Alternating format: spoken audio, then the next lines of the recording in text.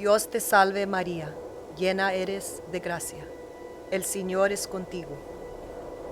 Bendita tú eres entre todas las mujeres, y bendito es el fruto de tu vientre Jesús. Santa María, Madre de Dios, ruega por nosotros pecadores, ahora y en la hora de nuestra muerte. Amén.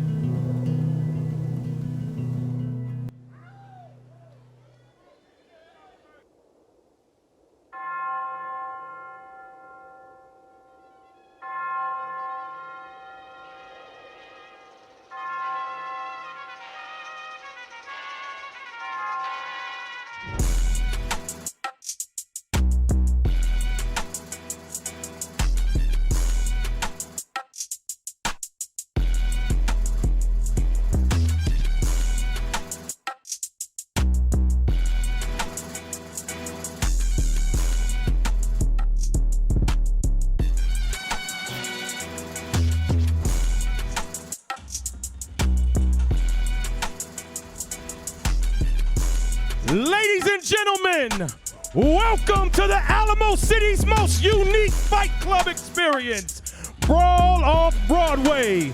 It all starts at the Brawl. Tonight is going to be special as we welcome all of you to Brawl de Los Muertos edition, presented by Davies Entertainment. You in for a show as Brawl de Los Muertos will feature 3 live music performances and will showcase some of the nation's top talent, like former Olympian and light heavyweight David DMyke Stevens, seeking his 5th career knockout. And coming off a 2nd round TKO at the last Brawl, Castaneda looks to continue to entertain the hometown faithful in his return to the ring. And Corpus Christi's own upcoming superstar, Xavier Nunez, looks to keep his knockout streak alive.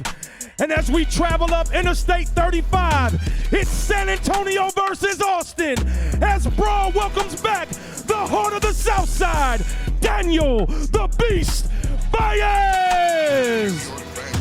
Locking horns against Texas title holder, Raymond Guzman.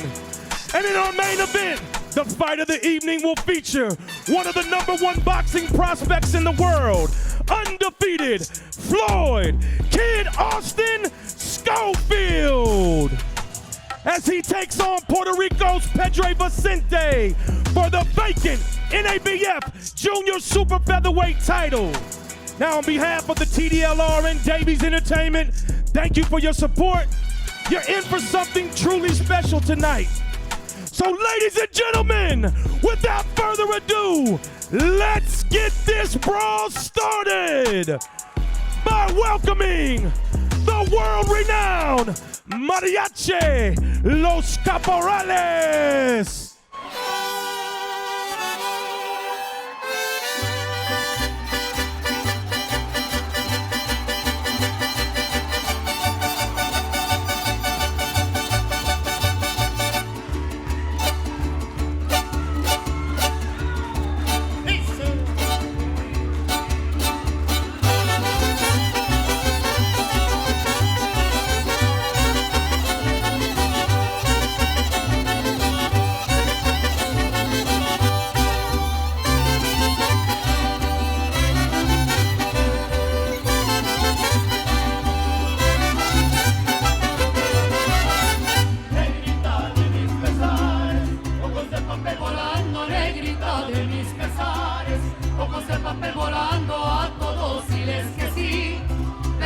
Digas cuando así me dijiste a mí, por eso vivo penando.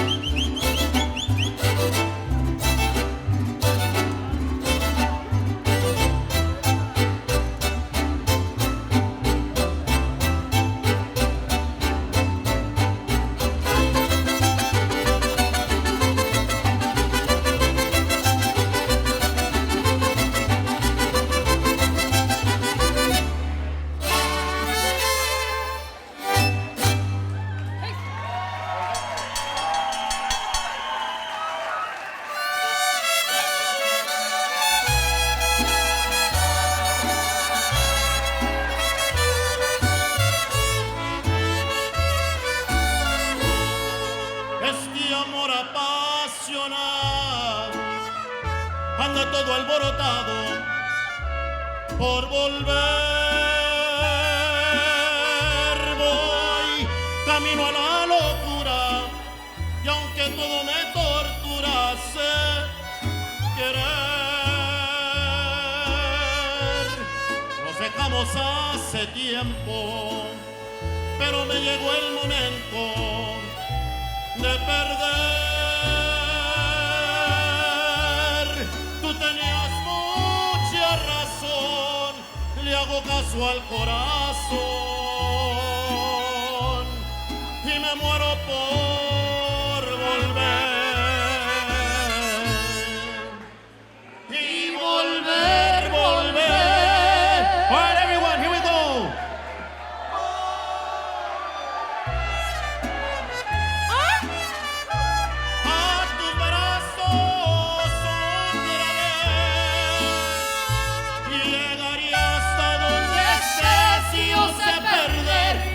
Perder, quiero volver, volver, volver.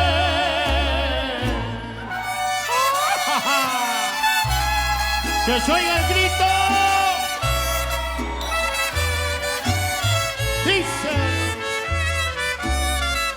nos dejamos hace tiempo, pero me llegó el momento de perder.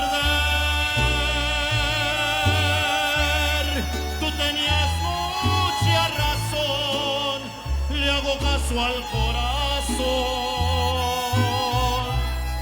y me muero por volver y volver, volver, volver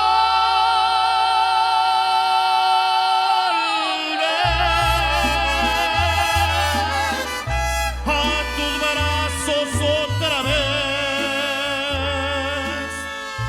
Llegaría hasta donde estés. Yo sé perder, yo sé perder. Quiero volver, volver, volver.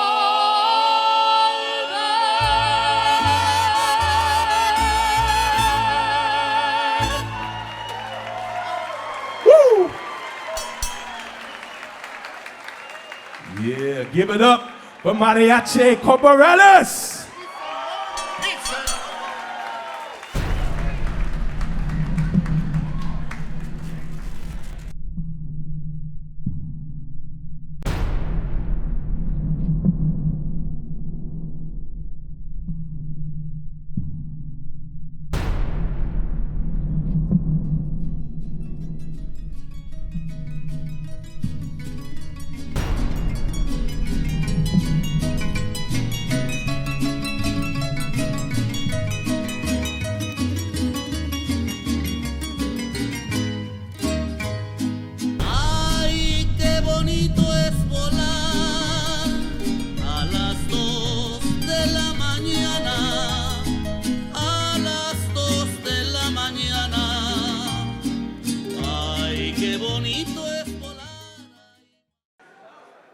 Ladies and gentlemen, San Antonio, Texas, get ready for a night to remember.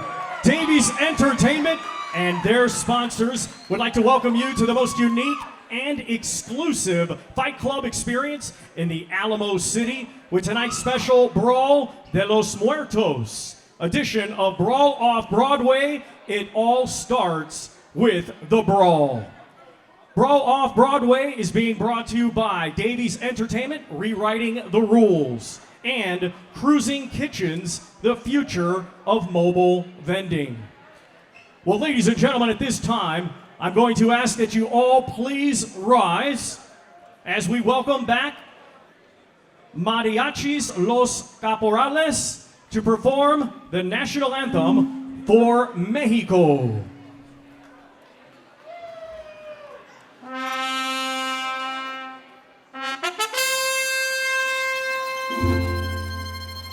Mexicanos al grito de guerra, el acero apresar y el bridón, y retiembla en sus centros la tierra al sonoro rugir del cañón.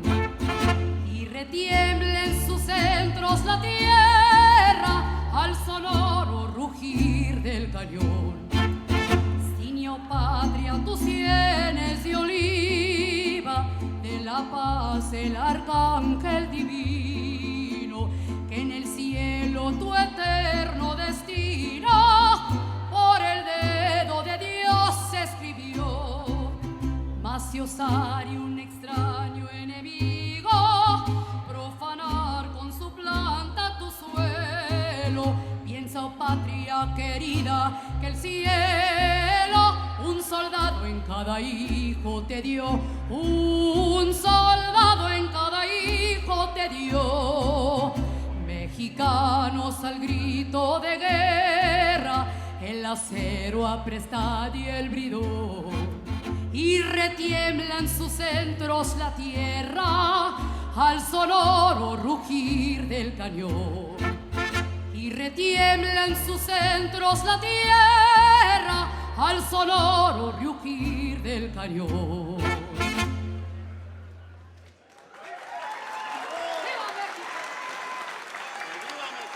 At this time, Davies Entertainment would like to salute our military service members and first responders.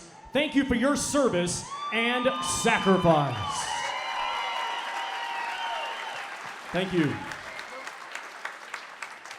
And if everyone would please remain standing as we welcome recording artist, San Antonio's very own, to perform the singing of our national anthem. Let's welcome Sebastien de la Cruz, El Charro de Oro.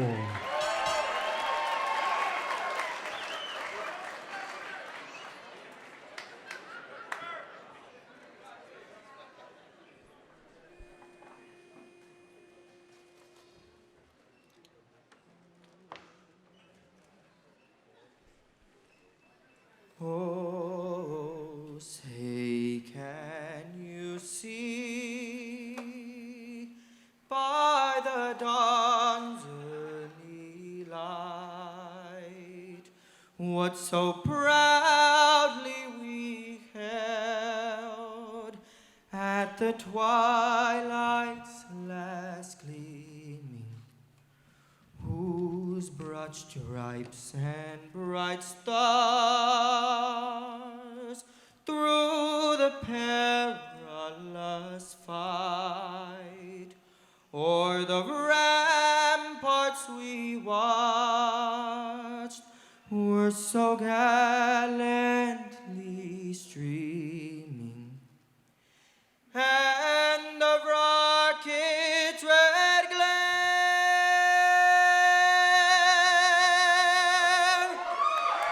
the bombs bursting in air, gave proof through the night that our flag was still there.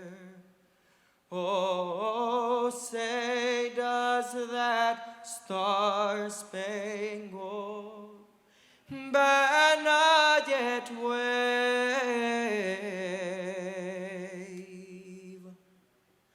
o'er the land of the free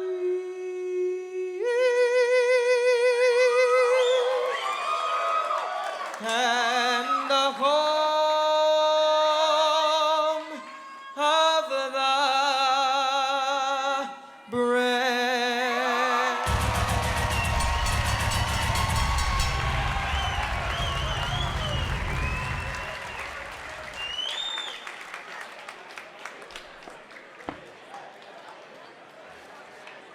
My name is Cameron Davies. I take the impossible and make it move. My team and I build the biggest and baddest custom vehicles I don't know how you did it. out of our 64,000 square foot high volume facility right here in San Antonio, Texas. Feel a little bit more country already. From high performance machines to cutting edge masterpieces. When you want it done right, there's only one place to go. Let's go make history. We make it built for business. Built for Business. Seasons 1 and 2 available now on YouTube.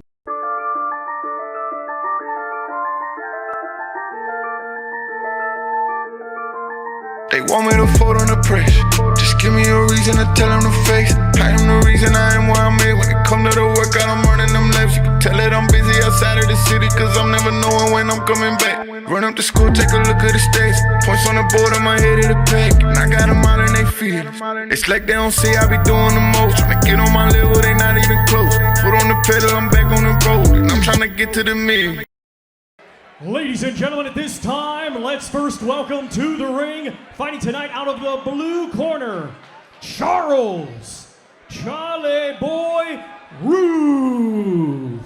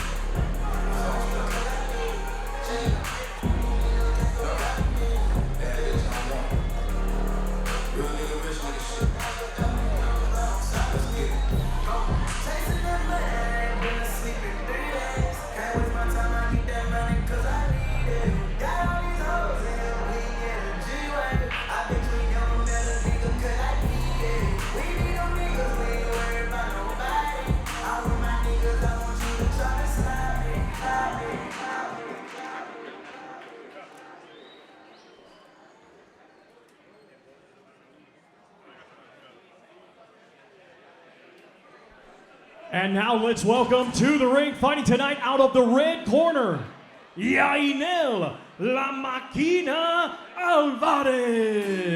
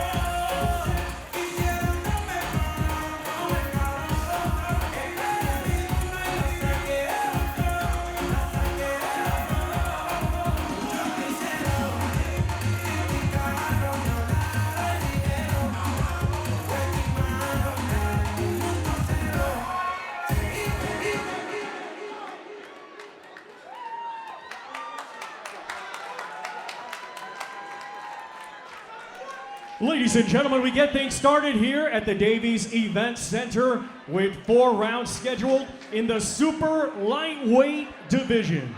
Brought to you by Davies Entertainment, along with their great sponsors. Davies Med Clinic, the future of mobile medicine. And Printed, your digital printing and vinyl wrap solution. Our 3 judges scoring on a 10-point must system will be Lucy Rogers, Ruben Carrion, and Gregorio Alvarez. Our referee in charge, third man to the ring, will be Anthony De Los Santos. Introducing to you first, fighting tonight out of the blue corner, he comes to the ring wearing white and weighed in at 137.2 pounds. A native of Harlingen, Texas, he is now making his home in Houston, and tonight he is making his professional boxing debut. Ladies and gentlemen, introducing Charles Charlie Boy Ruth. And his opponent across the ring, fighting tonight out of the red corner. He comes to the ring wearing red and weighed in at an even 140 pounds.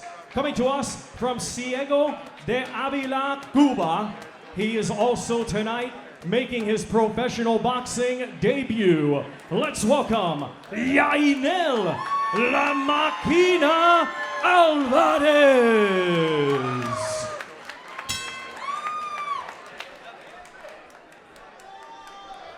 Gentlemen, we went over the rules and regulations congratulations. Let's have a good, clean fight and protect yourself at all times. Do you understand? Touch gloves.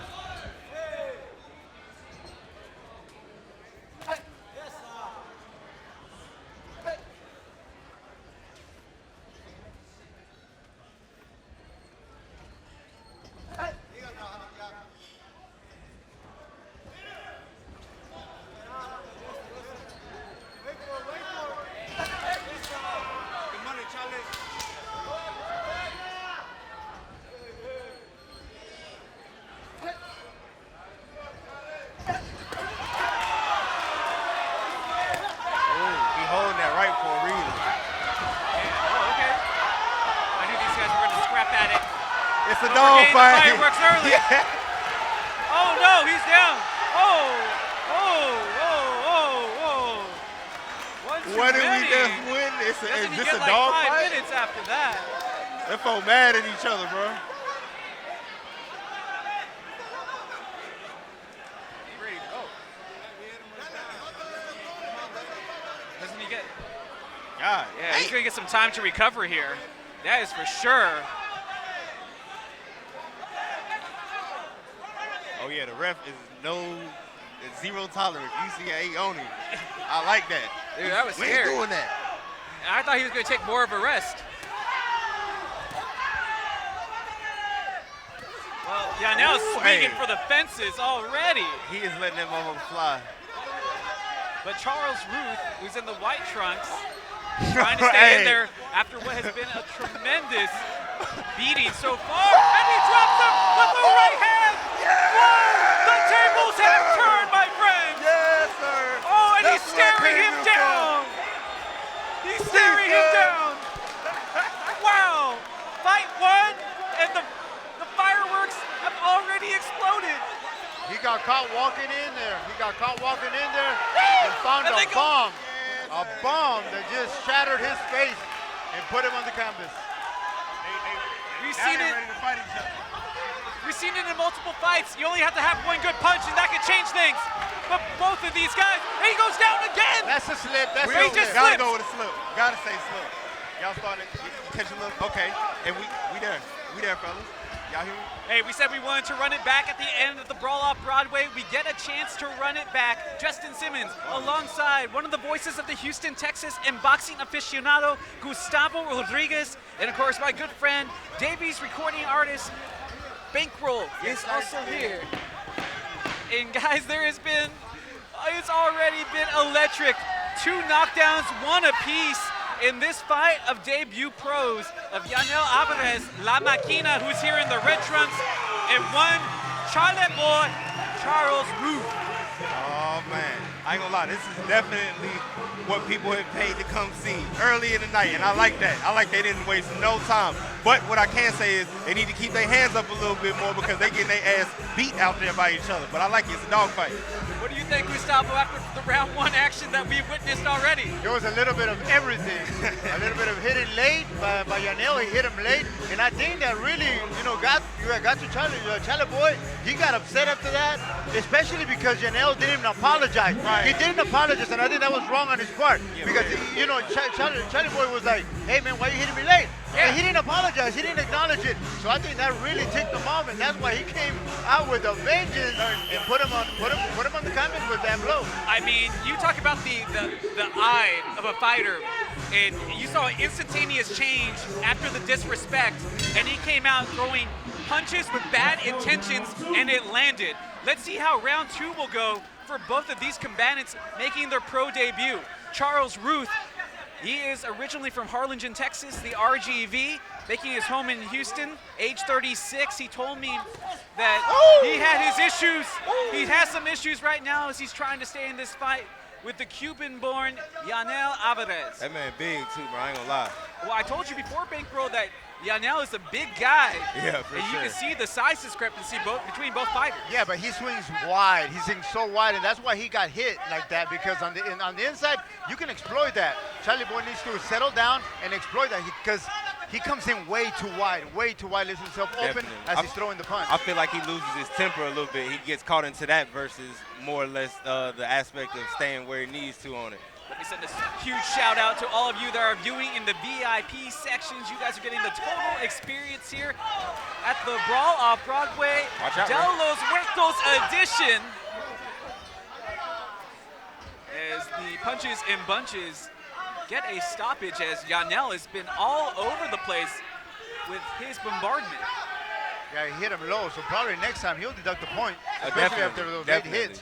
Most definitely after the late hit, too. Gustavo, let me ask you, how did you have the last round? Was it just 9-9 because of the 2 knockouts, or is it 9-8 even despite the fact? I had Yanel ahead a little bit, but obviously after that knockdown, well, Charlie Boy ended up taking that one. Give credit to Charlie Boy and his chin as he was able to not just take the late punches, but he's taking the punches here and walking right through them. He's taking some good ones. That man is swinging through the event center with that one. He's bringing them from the parking lot. But Bankreaux, the one thing you said is that you would like to see these guys keep their hands Put up a their little hands more. up a little bit, man. Charlie Boy, he got a nice chin. He's taking them joints. I'm not gonna lie. You gotta put his hands up. All the dancing is cool, light on your feet, but put your hands up for God's sake, please. And Yanel's corner is just begging him to calm down because, man, he's sweating adrenaline. That's what temper, you can see it. Yeah, he needs to calm down. He needs to settle. But I guess he just wants to finish this fight pretty early. He's hitting him with that overhand right multiple times already, and he has him, Charles Ruth, against the ropes, does Alvarez, and he just misses with that left hook to the chin. Man, that's that parking lot punch he throwing. It's that 2 a.m. last call punch. That last call, that's what that is for sure. Here in round 2. Put your hands up, Charlie Boy. Put your hands up. Guard yourself at all times. Oh, he got caught right there with the hook. This might not last long for Charlie Boy if he keep doing that. Put your hands up, son. Charles Ruth definitely staggered here in the last 10 seconds. Takes an uppercut to the solar plexus, but he still continues to persevere on as he eats Alvarez's best punches so far.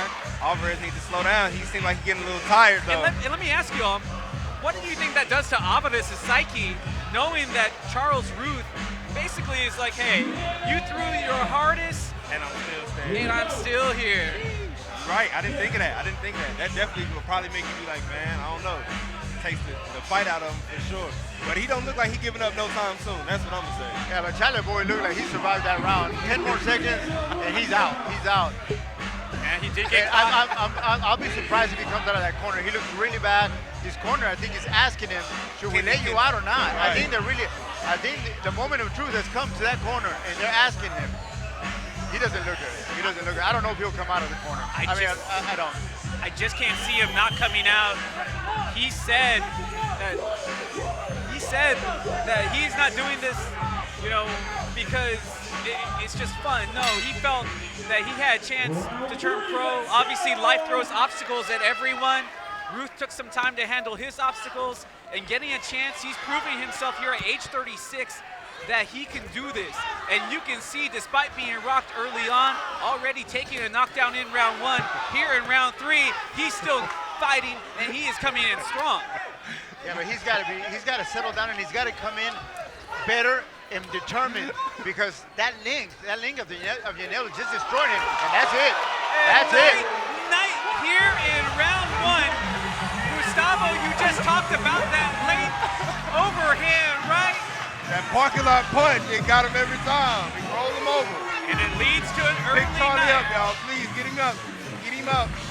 I knew that was coming. I knew it was. I don't know why they even allowed him to continue for the third. You're right. The third wasn't promising for him in the defense. I think they asked him, and he said yes, but sometimes you just got to take it from the fighter. Right, you got to know. The fighter's never going to say no. The fighter's going to show you that warrior heart, and that's what he was showing But you can tell, like I said, you know, going into that round, that late round, you could tell he was in real trouble. Trouble. That last it was 10 amazing seconds, that he survived it. Like you said, those last 10 seconds, he could have been out of that round and extended even 5 seconds longer. Good sportsmanship here by Alvarez, coming to check on his opponent. Got the medic in the ring. It's there.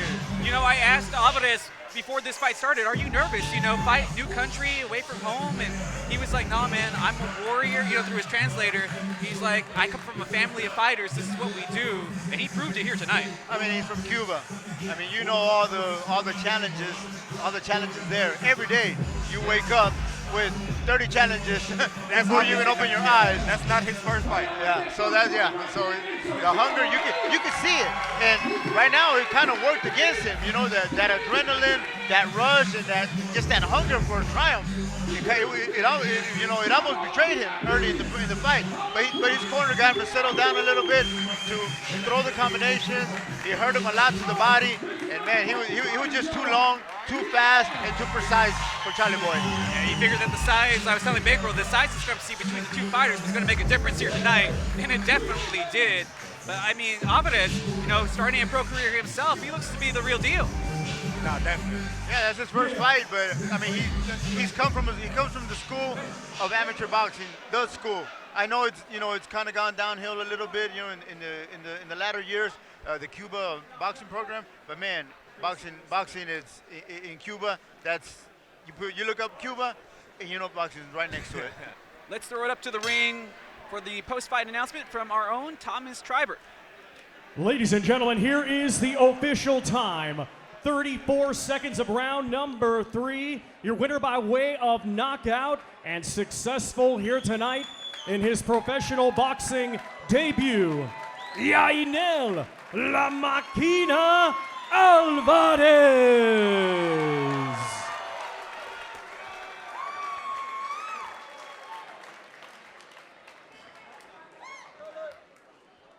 Hey fight fans, welcome to Brawl de Los Muertos, Davies Entertainment's last fight of the year. Make sure you get your exclusive merchandise at the back where the Cadillac is or in our merchandise store at the front of the building. Also, while you're up, make your way to one of Broadway 50/50's bars and get a cold drink, or make your way out back to El Camino's Aroma and get a hot taco. Like Casey said, the trunk on the caddy's pop, so go get that merch. Again, thank you guys so much for all of your support. We really hope you enjoy this amazing show, and see you next year. Many more fights to come.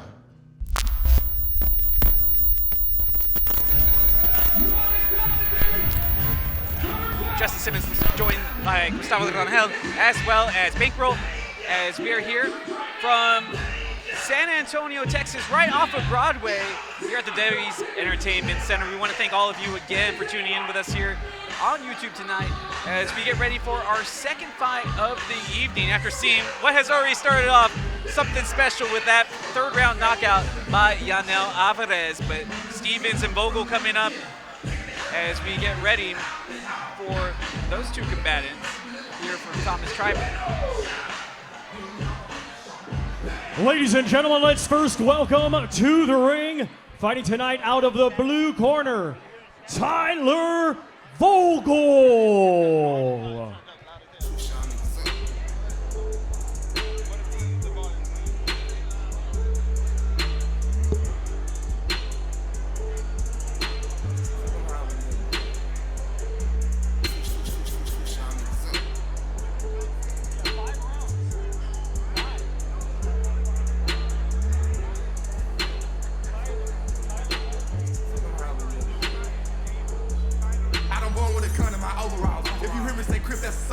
You just mad cause we never gon' notice y'all. Never thought I'd be rich with a roller dog. Keep it real with the game, that's your protocol. Might just re-up and go knock a rover out. Keep a back to bitch knocking your shoulder out. Hit his crew, oop, that's an overcross. On the car, so I'm about to amaze. All about action, I'm all about profit. Know that I'm acting, they know that I'm body. All about fashion and on the deposit. Don't need a mess, high five when I pop. They like to spot, they like to swap, they like to swap, they like to swap, they like to swap.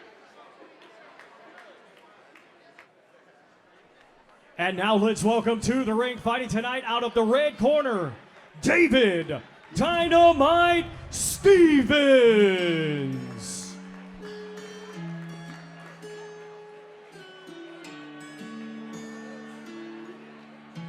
TLG, my gang, you know we taking off. I might just pop me a pill and just go out of space. Niggas claim they live that life, I see it in they face. If you my dog, keep it 100, ain't much left to say. I miss you for real, feel like I was with you the other day. Yeah, why would you change on me, yeah? How could you change on me, yeah? Why would you change on me, yeah? Shame on you, that means it's shame on me, yeah. Niggas wanna try and elevate, so a nigga had to separate. Got 2 phones like I'm Kevin Gates. Chopper made that nigga levitate. I was in the trap all night trying to get it. Don't talk shit if you know you ain't with it. Putting in work going for my city. 2G the game, niggas know I get busy. Know some niggas that lost faith in me, but I ain't stop. Shit ain't easy, it get hard, I gave it all I got. You claim you clutching, better shoot 5 seconds on that clock. Remember trying to flip the work, instead I made it flop. Young nigga trying to get to the top. 30 round Glock, there's a whole lot of shots. Claim you third, but you really not. My lowest word until the road stop. Married to the money, can't cough no thought. 10 toes down when I'm on that block. Catch me out, but then they got the sauce. Can't stop at the red light, can't stop at the red light, stop at the red light, stop at the red light, stop at the red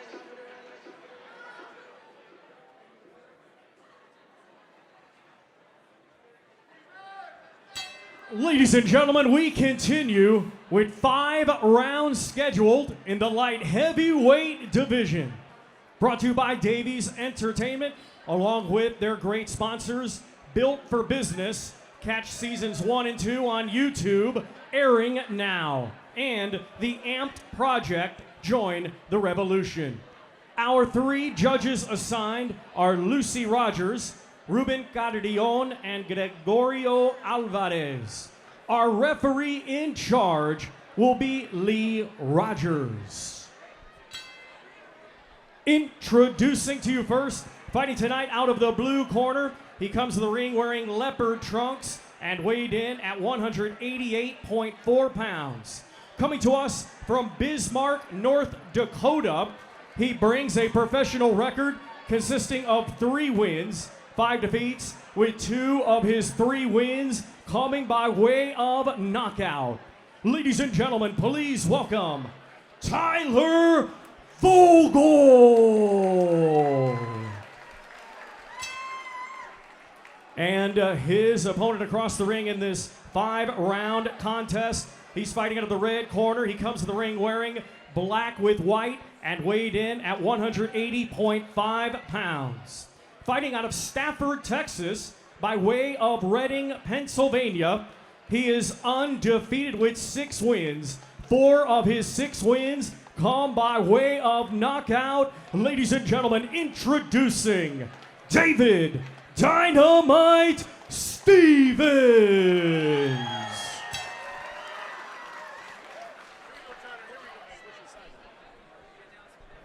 Gentlemen, you got your instructions. We're looking for a tough, clean fight tonight. I want you to listen to my commands, and I want you to protect yourselves at all times. Let's touch them up, and good luck. Dynamite David Stevens here in the black going against Tyler Vogel, one of those journeyman fighters who has a lot of experience in multiple combat sports. As you can see, he is sporting those leopard print Muay Thai style trunks. Justin Simmons alongside one of the voices of the Houston Texans and boxing aficionado, Gustavo Rangel. And of course, here's Bankreaux, and Bankreaux, Vogel already down. Man, what? Wow, what a punch. What a punch. He caught him on the chin. He's up. But wow. I blame the shorts. Hey, no, that man hit hard. It ain't them shorts. That man hits hard as hell. That's what it is. Oh, he got caught with that left hook. He just caught him. He hit set very well. And he said he can't fight. That's it. That he can't is fight. it. What was that, 10 seconds? What? Just about 10 seconds, and easy night's work for Dynamite David Stevens, who will improve to 7-0 on his career. This is his second, make that his 3rd knockout in round 1. I don't think he had shaken off the first punch when he got caught with that left hook. It looked like a flash KO. He instantly got to his feet. If you notice, Vogel has a tattoo of a pair of lips on his neck, and that's where that last punch landed. Well, kiss him good night. Kiss him good night. He kissed him good night. That's exactly what happened to Tyler Vogel. Got him smooth out of there, man. I knew it was the shorts. The shorts is definitely what got him out of there. He kissed him good night, but those are not going to be sweet dreams. Night night kiss. He's going to have nightmares tonight. That was was a quick night of work for David Stevens. After the second punch, he got up, looked at him, he said, I can't fight. I feel you, bro. I feel you, bro. Them punches sounded hard as hell. It's known as DMyke, obviously has that Olympic caliber pedigree, does DMyke Stevens. And you saw it there with the power. The DMyke is the real deal. Oh, no, the DMyke there. That was arsenal right there. That was a bomb. That was a bazooka. That right hand was a bazooka that just landed. I mean, he literally punched him in the center of the ring, and he ended up almost out of the ring on the other side of the ropes. He flew. He literally flew. It looked like a movie. Yes. It looked like something out of a comic book, didn't it? Yeah, it looked like a movie. It looked like the Hulk hitting the Wolverine or something like that. You know, just sending him. It was, and then the left hook, the second left hook. There was no that doubt. Just devastating. Well, let's send it up to Thomas Treiber for our post-fight announcement. Ladies and gentlemen, here is the official time. 32 seconds of round number 1. The winner by way of technical knockout and still undefeated, David DMyke Stevens. 32 seconds and 2 punches, really. I don't think he hit him with anything else, We'll give him right? the benefit of the doubt. We'll say 3, maybe 3 punches. Maybe 3. There was one of the punches counted as 2. I will say this. So he averaged a punch every 10 seconds. Wow. He definitely didn't throw any filler punches, that's for sure. They were all power loaded. About the business. Bad intentions in each and every punch. You cannot get surprised like that. Not in the first 10 seconds of the fight, you know, get hit with something like that. But I was kind of wondering where the urgency was coming from when he stepped out of the corner, though. You kind of saw him kind of like try to kind of settle into the fight, but there was no settling point at all. Yeah. Stevens just came right out like a pattern, like some dynamite, and just cracked him from the get-go, and it was over. Give him credit, though. Give Vogel credit for getting back up to his feet and trying to continue on. You're right, Justin. I don't know how he got up. He knew after that first punch his ass shouldn't have got back up. And he decided to take a second one, so shouts out to him. Yeah, but that was devastating, man. Devastating.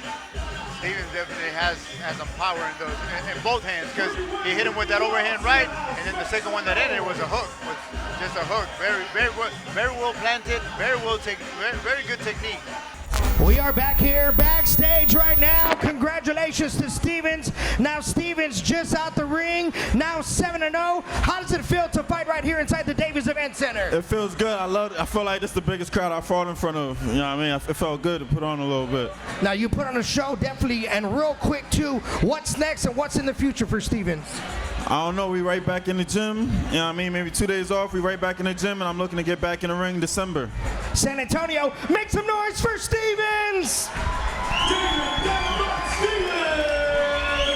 That was amazing stuff from Stevens, and I mean, you got to see him here in San Antonio. You got a good deal tonight. You're getting a great deal on YouTube, because he's going to be a much more expensive man to start watching as he progresses throughout his boxing career.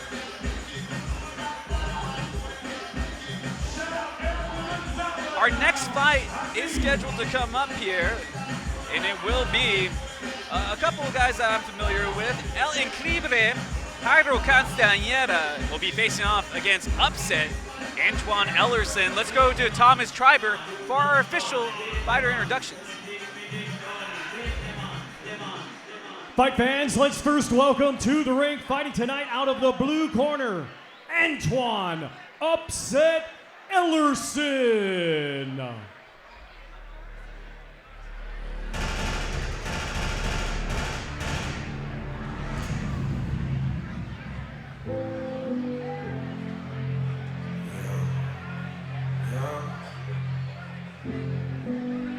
Let's get to come outside. Tell the boys out the way. Tell them ain't nobody safe. I'm on my game. We gon' put it in their face. Yeah. Let's get to come outside. Niggas always have a 90 day. Gotta know I'm standing on.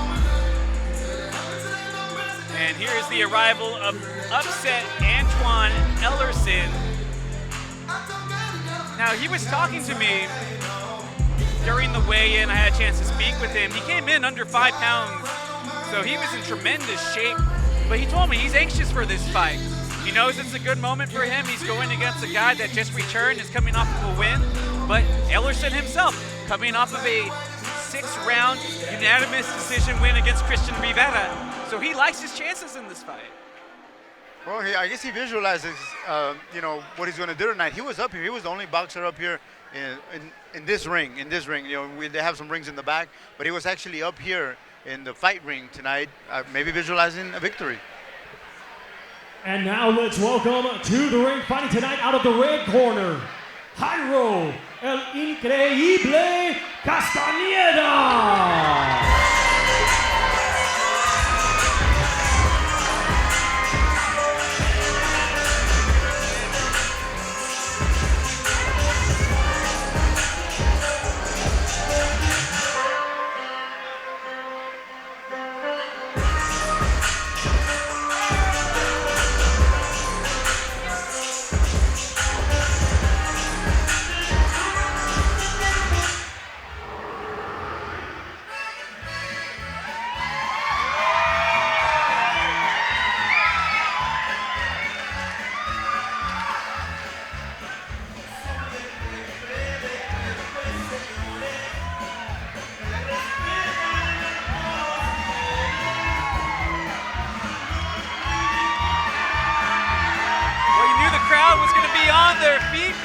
Introduction of El Increíble Jairo Castaneda, Los Tigres del Norte only helps the matters for him. Así es el jefe de jefes, señores.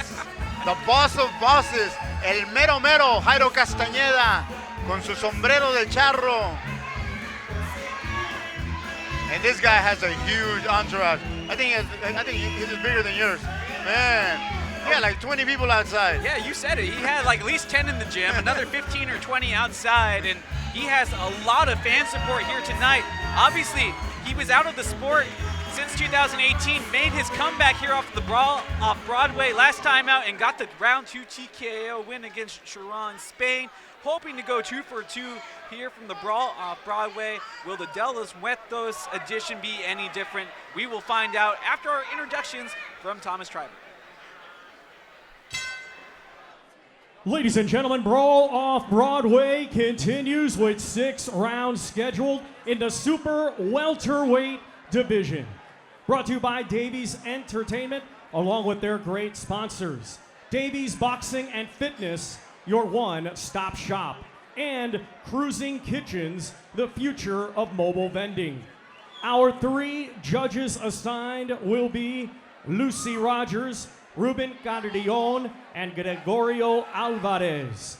Our referee in charge, third man in the ring, will be Anthony de los Santos.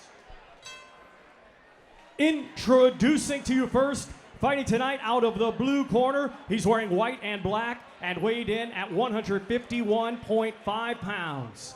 Coming to us from Milwaukee, Wisconsin, he is a veteran of 34 professional bouts. Ladies and gentlemen, please welcome Antoine Upset Ellerson.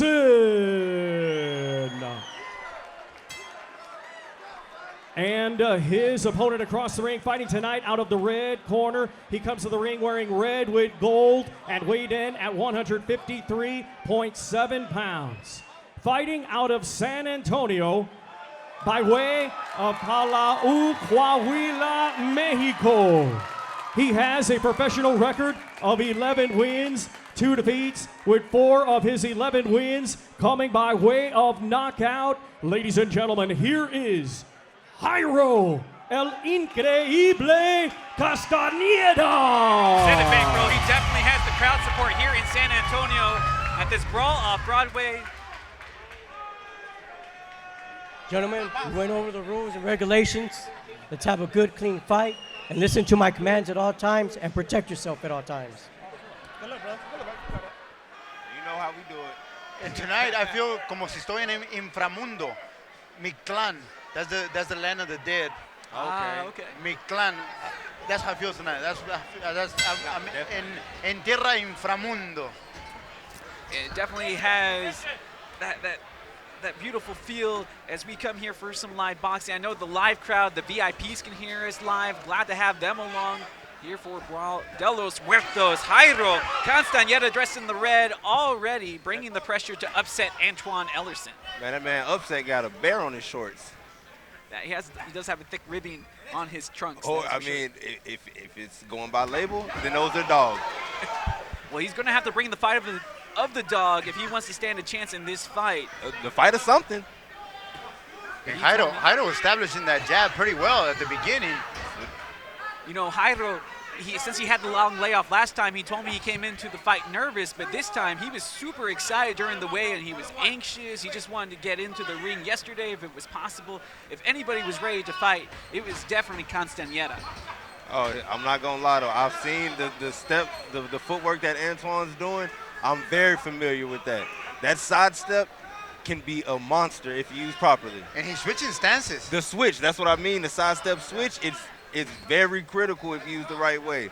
That kind of made me switch up how I feel about Upset. Don't come over this way. Watch, Nicely done defensively by Ellerson as he uses that shoulder roll. It was a nice trade-off.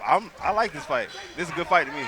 Yeah, and I think you're right, because Castaneda came out really good with the jab, but then those stances started changing and it started confusing Castaneda, so now he's trying to figure him out. He's trying to figure out what to throw. And you wonder how much does Castaneda think that Ellerson's already shown him here in this fight? Did Ellerson show him everything he has already in round one? I'm not going to lie, Upset doing nice with that shoulder work, man. The shoulder defense.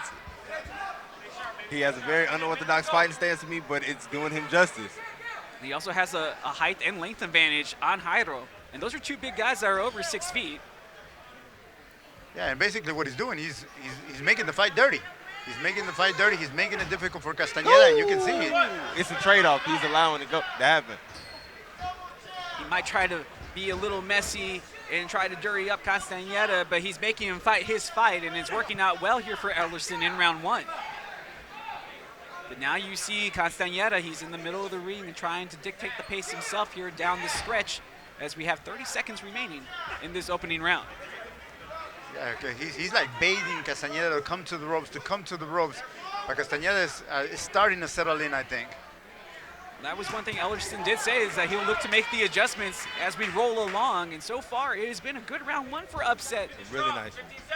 As he was wearing his own Upset shirt at the weigh-in yesterday, the same one that his crew is wearing here this evening.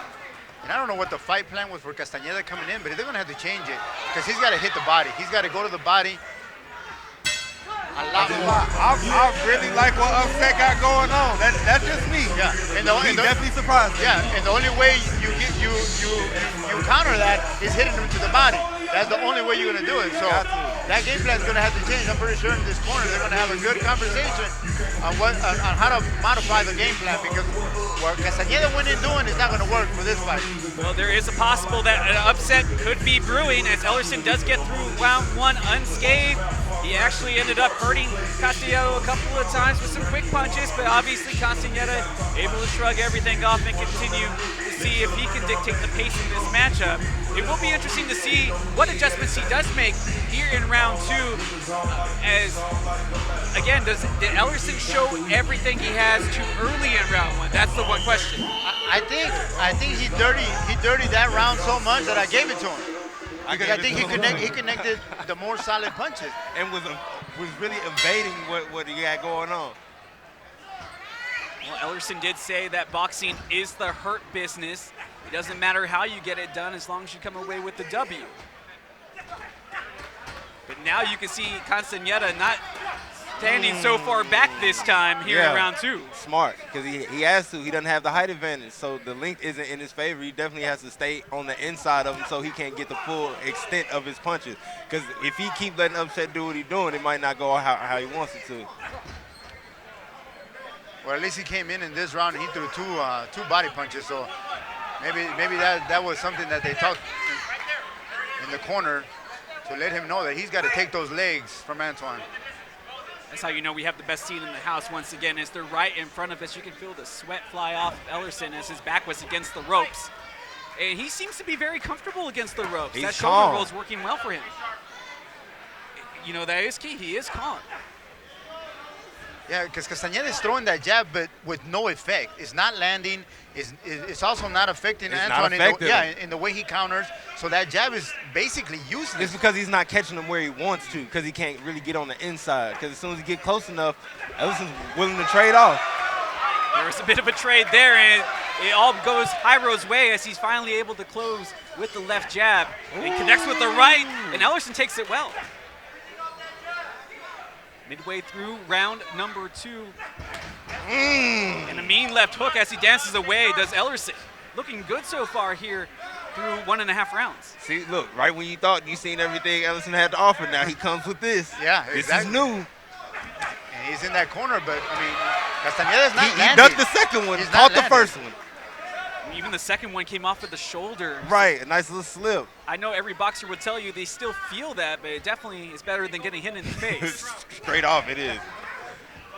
Yeah, I'd rather somebody slip than square hit me in the Castaneda's throwing face. one jab, and that's it, and he's settling for that. He's got to come with more than that.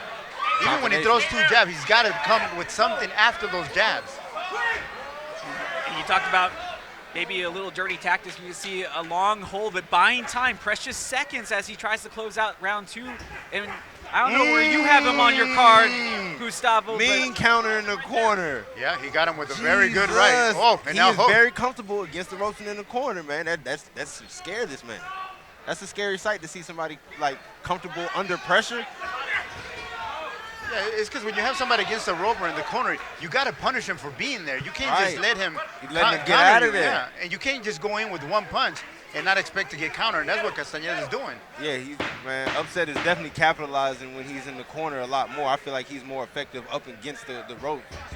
He gets his best hits in. Final 10 seconds, that's the round. What was that? What was just happening? Coming to a close, and he goes down, but he goes down after the bell. No. What the hell happened? He got hit with a body shot. And no, he's counting. The ref is counting. He's going to score this a knockdown. Ellerson trying to get back to his feet as he's down to one knee. He's slowly coming up and doesn't beat the count. Ellerson didn't beat the count. I ain't gonna cap. I don't like that. Yeah, he caught him with a body shot. But was it after the bell? That's my question. That's my question. I feel like that was after the bell. And that's a shame for Ellerson if that's the case, because he was fighting such a good fight. He got hit with the body shot. In about 2 seconds, he went down, and that's when the bell hit. So, he got hit before the bell, that's no doubt. But you're right. He literally went down right as the bell was being rung. And so I wasn't sure. I thought maybe he was saved by the bell. That wasn't the case as the count started shortly after. I mean, give credit to Castaneda. That is his second career knockout in round number 2. He now has 5 KOs and is a perfect 12-0 on his record. But Ellerson, that's not the punch. The one you're seeing on the replay, that's not the punch that knocked him down. No, it isn't. It was a punch before that. Yes. When he was moving towards the corner, Castaneda caught him right in the gut. And that was it was like gotta be the solar plex the way this affected him. Yeah, it was like a delayed effect. That punch look at him when he exactly. Yeah, and he's rubbing that solar plexus right now as he's saying where he got hit to Jairo. And he took a shot there with an uppercut in round 1 against the ropes in that very same area, and that ended up being the knockout punch here in round 2. Well, a punch like that throws all your plans out the window, right? Because I mean, he had a good game plan. He was in the fight, but man, Castaneda, I'm not gonna say it's a lucky punch because obviously he knew what he was throwing, but that punch changed everything. It saved his life. That's what it would have. But when you got a good connection, you know, it's a clear connection, and it was clearly a punch thrown with KO intentions, and it worked. Yeah, it looked like Castaneda was in for a difficult, frustrating night, you know? But that punch, man, just solved everything. It was the solution to a very, very difficult night that what it was looking to be for Castaneda. Well, give credit again to Ellerson. He tried to get up, he tried to beat the count, he just couldn't do it. But let's go to Thomas Treiber for our post-fight announcement.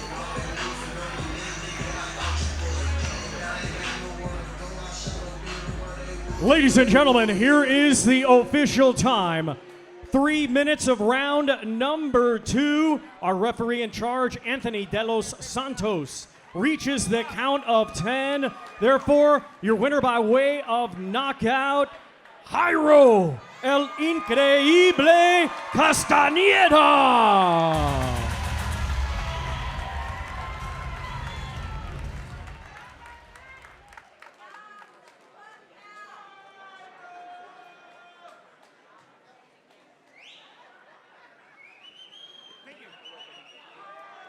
Make some noise for Jairo Castaneda!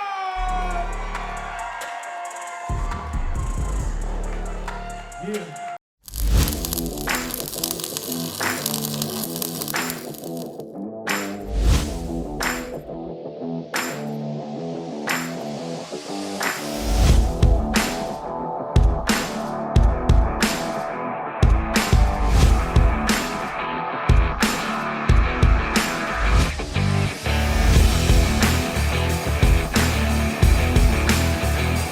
This is a big day for me. You gotta realize that. Like, these are my two favorite fabricators in the entire world, and they're right here today.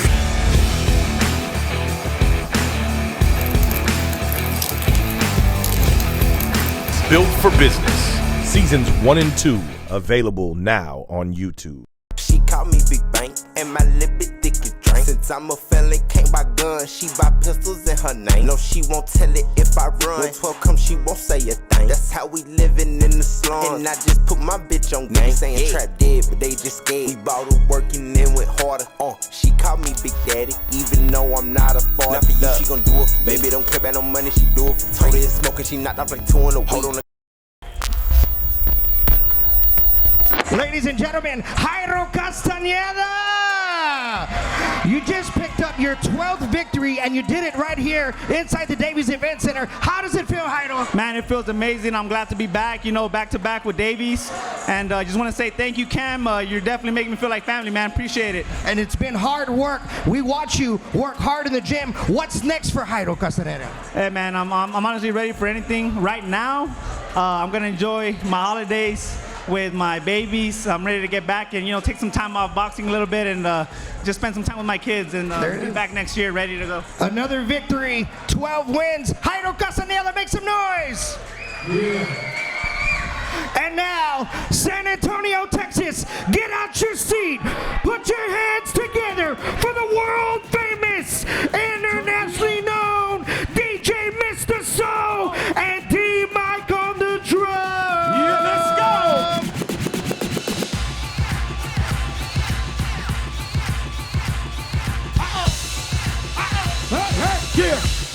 Yeah, let's go. Get it going now. Get it going now. You got a $50 bill, put your hands up. You got a $20 bill, put your hands up. You got a $10 bill. Get them up, get them up. Single ladies.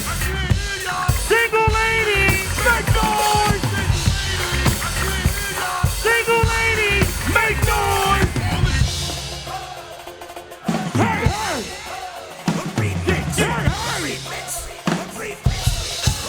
Latino, stand up. Hey, hey. Let's go. Let's go. Let's go. Let's go.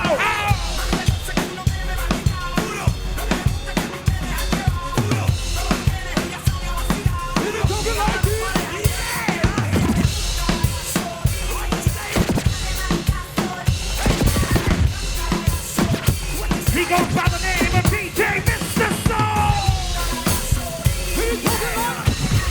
DMyke on drums. DMyke on the drums. What the fuck, though? Where the love go? 5, 4, 3, 2, I let one go. I don't love, bro. Put your hands up. You're a roughneck. I'm a cutthroat. You're a tough guy. It's enough joke. Then the sun dies. Yeah. Diamond still shines. Break. What the fuck, though? Where the love go? 5, 4, 3, 2, where the ones go? This is joke. Put you front row. Talking shit. Let it go. Money on. In the front row. That is still mine. Favorite love quote. Put the gun aside. What the fuck for? I sleep with the gun.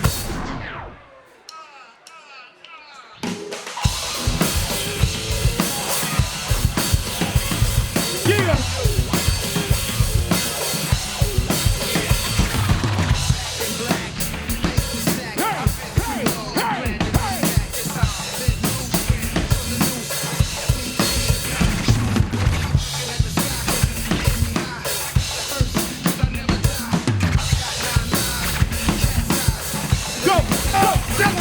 Go DJ, that's my DJ. Go DJ, that's my DJ. Go DJ, that's my DJ. Go DJ,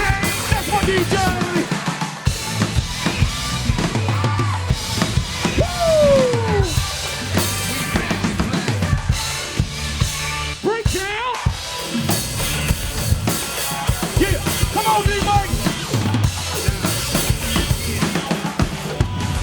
We got a dope beat. DMyke. Let's make some noise.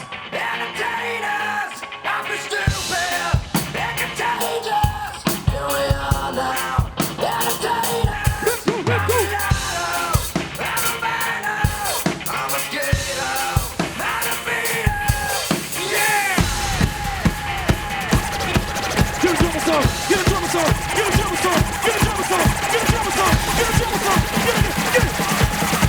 San Antonio, put your hands up! Yeah. Okay.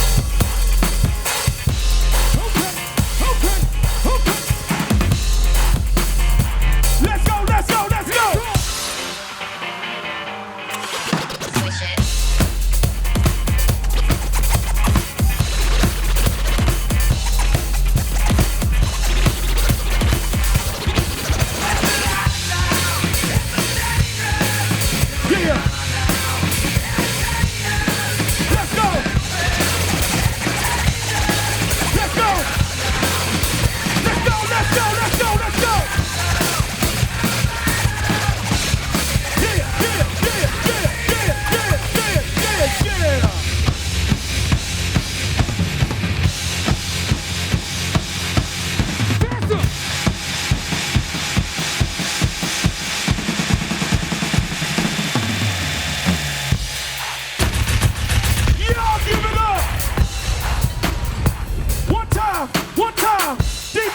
drum. DJ Mr. Soull on the ones and twos. My name is Question. Yeah. We are gonna have a 15-minute intermission. Get your drinks, go get you some food, cause these next 3 fights are gonna be war. Yo. Let's go. Woo! That is DMyke on drums. I am DJ Mr. Soull right here. That is Question. We on a 15-minute intermission. 15 minutes. Get your drinks, fix your hair. Get to the bar, tip my bartenders. Don't forget to go to the merch shop. Get yourself some of this dope-ass merch right now. You gonna light it up? We thank y'all, Davies Entertainment. Reggie in the house. I see you, baby. I see you. Reggie Red. My name is Cameron Davies. I take the impossible and make it move. My team and I build the biggest and baddest custom vehicles. I don't know how you did it. Out of our 64,000 square foot high volume facility right here in San Antonio, Texas. Feel a little bit more country already. From high performance machines to cutting edge masterpieces. When you want it done right, there's only one place to go. Let's go make history. We make it built for business. Built for Business. Seasons 1 and 2 available now on YouTube.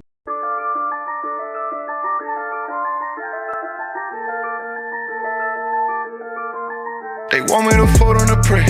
Just give me a reason to tell them to face. I am the reason I am where I'm at. When it come to the workout, I'm running them laps. You can tell that I'm busy outside of the city, cause I'm never knowing when I'm coming back. Run up to school, take a look at the stats. Points on the board, on my head of the pack. And I got them out and they feel it. It's like they don't see I be doing the most. Tryna get on my level, they not even close. Foot on the pedal, I'm back on the road. And I'm tryna get to the million. We are back here at the Brawl Off Broadway, Brawl de Los Muertos edition. Let's go to Thomas Treiber for the introduction of our next contest. Let's first welcome to the ring, fighting tonight out of the blue corner, Michael Smooth Gaxiola. Ain't worried about nothing. Nigga ain't worried about nothing. Nigga ain't worried about nothing. Nigga ain't worried about nothing. I ain't worried about nothing. By the sound of the song that he decided to come out to, he is not worried about anything that they got going on. Bankreaux, you took the thoughts right out of my head and said it from your mouth. It's Justin Simmons alongside Davies Entertainment recording artist Bankreaux, and of course, one half of the voice of the Houston Texans in Espanol, Gustavo Rangel. Glad to be with you all and glad to have all of you all along for the ride here tonight at the Brawl Off Broadway, Brawl de Los Muertos edition, here in San Antonio, Texas, from the Davies Entertainment Center. And fellas, it has been a night of knockouts. not just fun, but literal knockouts in the ring. Round 1, round 2, round 3. People have fallen hard tonight. Last time we were here, we were talking about it, Justin, Bankreaux, we were talking about how they were going to top, you know, the last event. Man, they went over the top. Over the top. Davies Entertainment, I mean, amazing the environment tonight. And now let's welcome to the ring, fighting tonight out of the red corner, Xavier Nunez.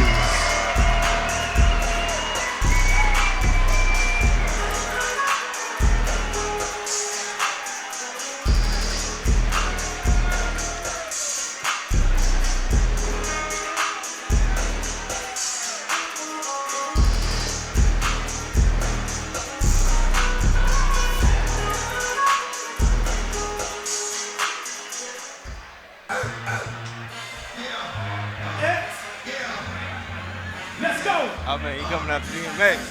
Well, when your name is Xavier Nunez, your friends, your family, your fans call you X, there is only one song you can come out to. Got to. I anticipate a dogfight.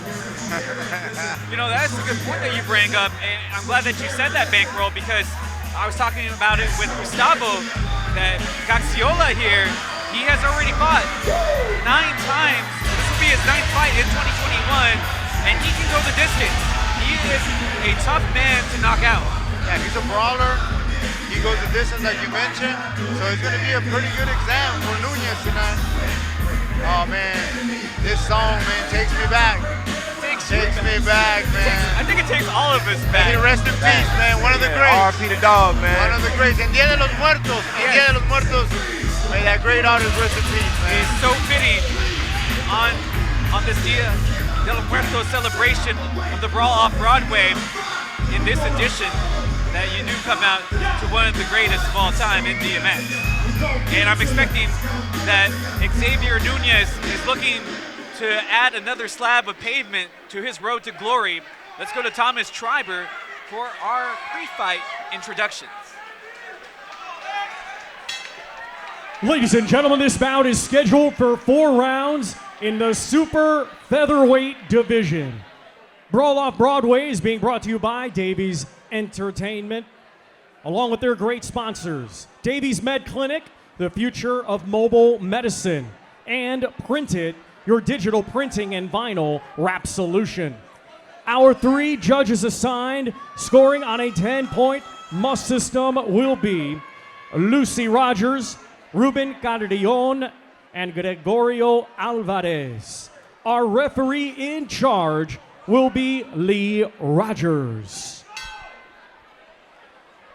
Introducing to you first, fighting tonight out of the blue corner, he comes to the ring wearing red with gold and weighed in at 129.6 pounds.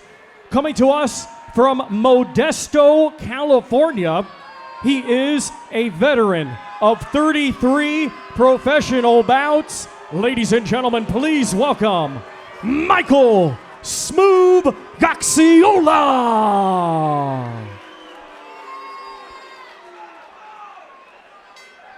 And his opponent across the ring, fighting tonight out of the red corner. He comes to the ring wearing gold with black and weighed in at 129.7 pounds.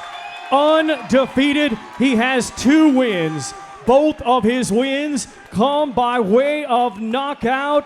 Ladies and gentlemen, fighting out of right here, San Antonio, by way of Corpus Christi, Texas, here is Xavier Nunez.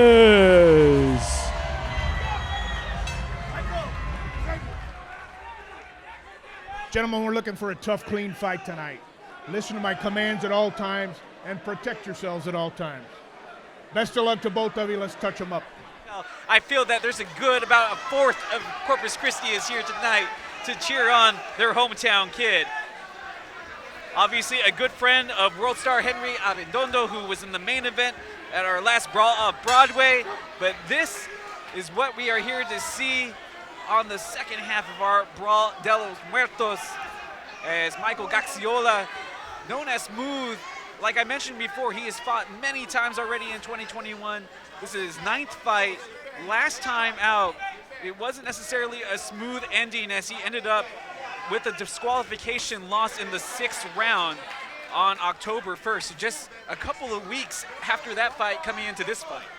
And starting this, before the start of the fight, cockfighting is very popular in Mexico, and that's what they look like two guys ready to go, and they were talking to each other. They were saying stuff to each other. So yeah, so there's bad blood. There's bad blood starting this fight. And I'm glad that you bring that up, Gustavo, because that bad blood is from the weigh-in. One thing that Gaxiola told me during the pre-fight interview is that he was already in X's head, that he was already playing the mind games with him at the very start of the weigh-in. Both of them trying to settle in. Nunez came out a little bit more aggressive. He's coming on now, but he then kind of just took his foot off the pedal. Obviously, Xavier Nunez, known for his appearance on the Showtime undercard of Jermel Charlo, where he was victorious against David Alfaro. Round 4 TKO, and you see him reach, and that quickness from Nunez definitely had Gaxiola bamboozled.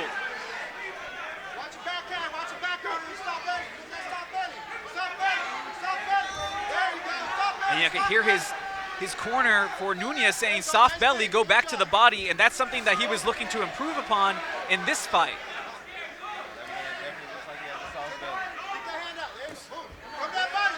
Very confident Nunez, just the way he opens up. Mean. He's precise with his punches. Yeah, he just opens up for him. For Gaxiola, trying to bait him to get him with a real good counter. And there it is. He's surgical with it. Nunez, a southpaw, delivered with the cross left, and it was surgical. He's just taking pieces out of Gaxiola here in round number 1. All right, it's not rocket. Yeah, Gaxiola's having a lot of trouble with that stance. A lot of trouble with it. Doubled up on the combination to the body for Nunez. He looks so calm, fellas. Oh, he telling him, come on. Like he got something for it. Power left, right to the face of Gaxiola, but he's taking the punch as well. Final 10 seconds of round number 1, and I thought it was going to be Gaxiola that was looking to do the dirty fighting, but no, Nunez just going to take it to him right now. Yeah, and I don't know, in that turn, when he was coming off the turn, he threw that elbow, Gaxiola did, and he almost caught him on the chin with that elbow, but you could see it. I don't know if you saw it, Bankreaux, but you could see that he threw it like trying to land it. Right? Yeah. Well, I'm glad that you pointed that out. Gaxiola, even this year, he's already had points deducted during matches because of low blows, and if you go back further in his career, he has lost matches because of low blows. So the elbow coming out, like you mentioned, I'm not surprised. Yeah, when we see it on the replay, you can tell as he was going back, he opens up his elbow, trying to see if he connects Nunez. Unfortunately, Nunez was able to duck it. Got us a little sneaky one, huh? Hey, you said, Bankreaux, that Nunez was looking for a real fight. He looked ready, but how do you think that might affect him now that he felt that elbow coming at him, and he had to duck it at the last second? Yeah. I think that's going to add to the aggression. Well, we have had quick fights already. This is only a scheduled 4-rounder. The last time that Gaxiola did get knocked down in his bevy of fights here in 2021, it was back on February 27th, where he got rocked by Javon Campbell with a round 2 TKO loss. That body shot looked like it did something. Oh, he's connecting with that left on the head and on the body. Oh! That left is lito. Nunez is throwing that left. It's so lito. Precision with power by Nunez. And look at that quickness, like a matador.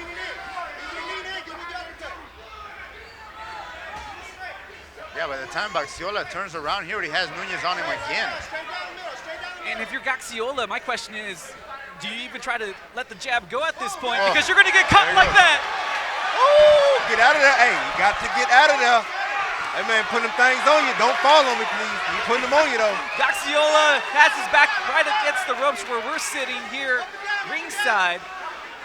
And now it almost seems like Nunez is toying with his opponent. What a hook. I seen what a a pit bull hook to do the that head. one time. Oh, what a hook to the head for Baxiola. I'm surprised he's still standing after that one. And that he keeps on moving forward. He doesn't move backward, but he gets turned around again, does Gaxiola. Well, yeah, but he did it illegal. Nunez grabbed him, hugged him, and turned him around. Hey, wait, held the man with his mouthpiece. Lost his mouthpiece, Baxiola did. So he's going to get a chance to go to his corner, and this only bodes well for Gaxiola as it is delaying this round. And now he's having some words with the official. And you know, Justin, I don't blame Nunez for grabbing him like that. It's illegal, but it's just so unconventional the way Baxiola turns around. So it makes it difficult on Nunez. So it's kind of frustrating when a fighter, you know, has to stand in front of you and he turns just so unconventional. And it's better to be safe than sorry later, because you know there could be an elbow, there can be another punch that lands in the middle of that spin.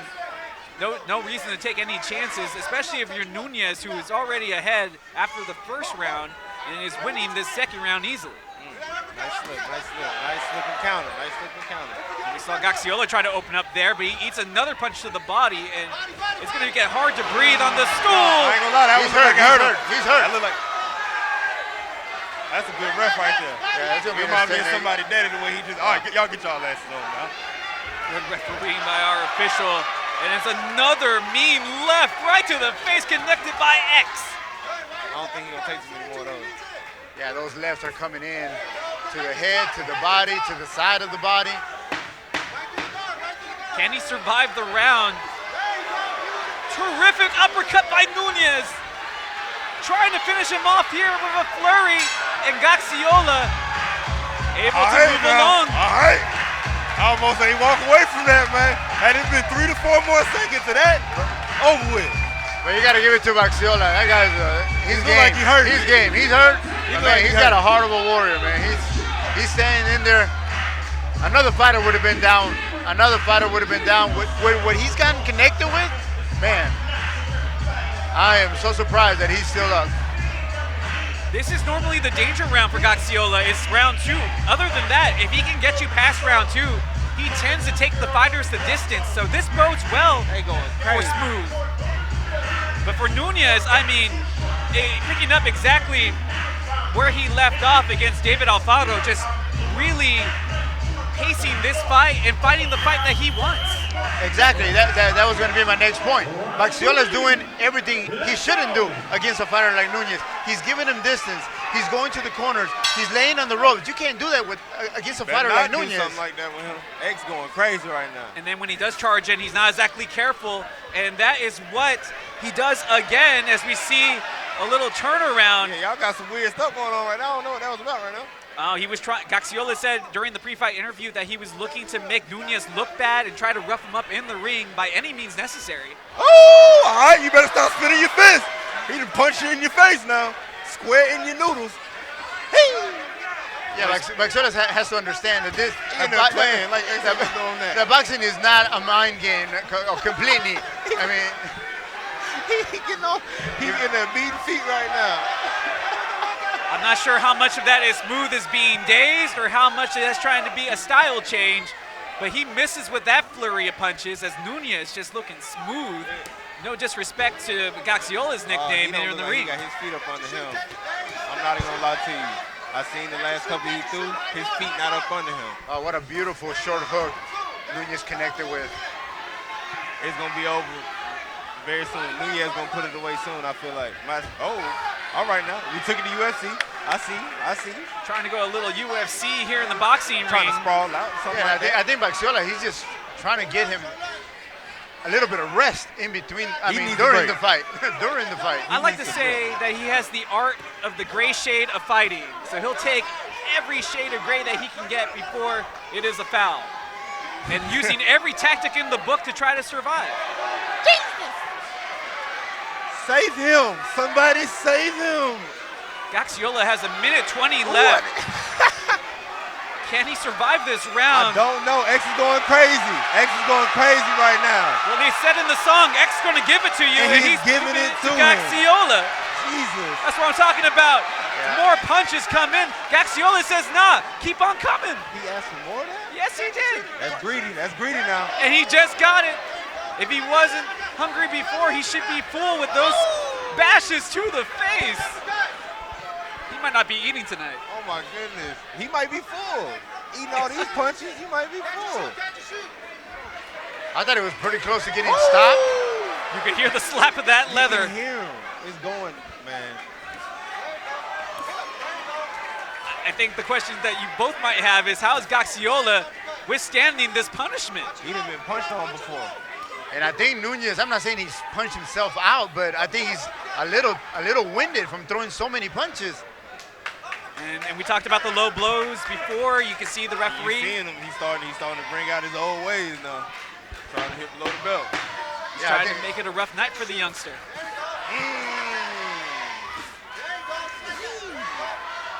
I'm not going to.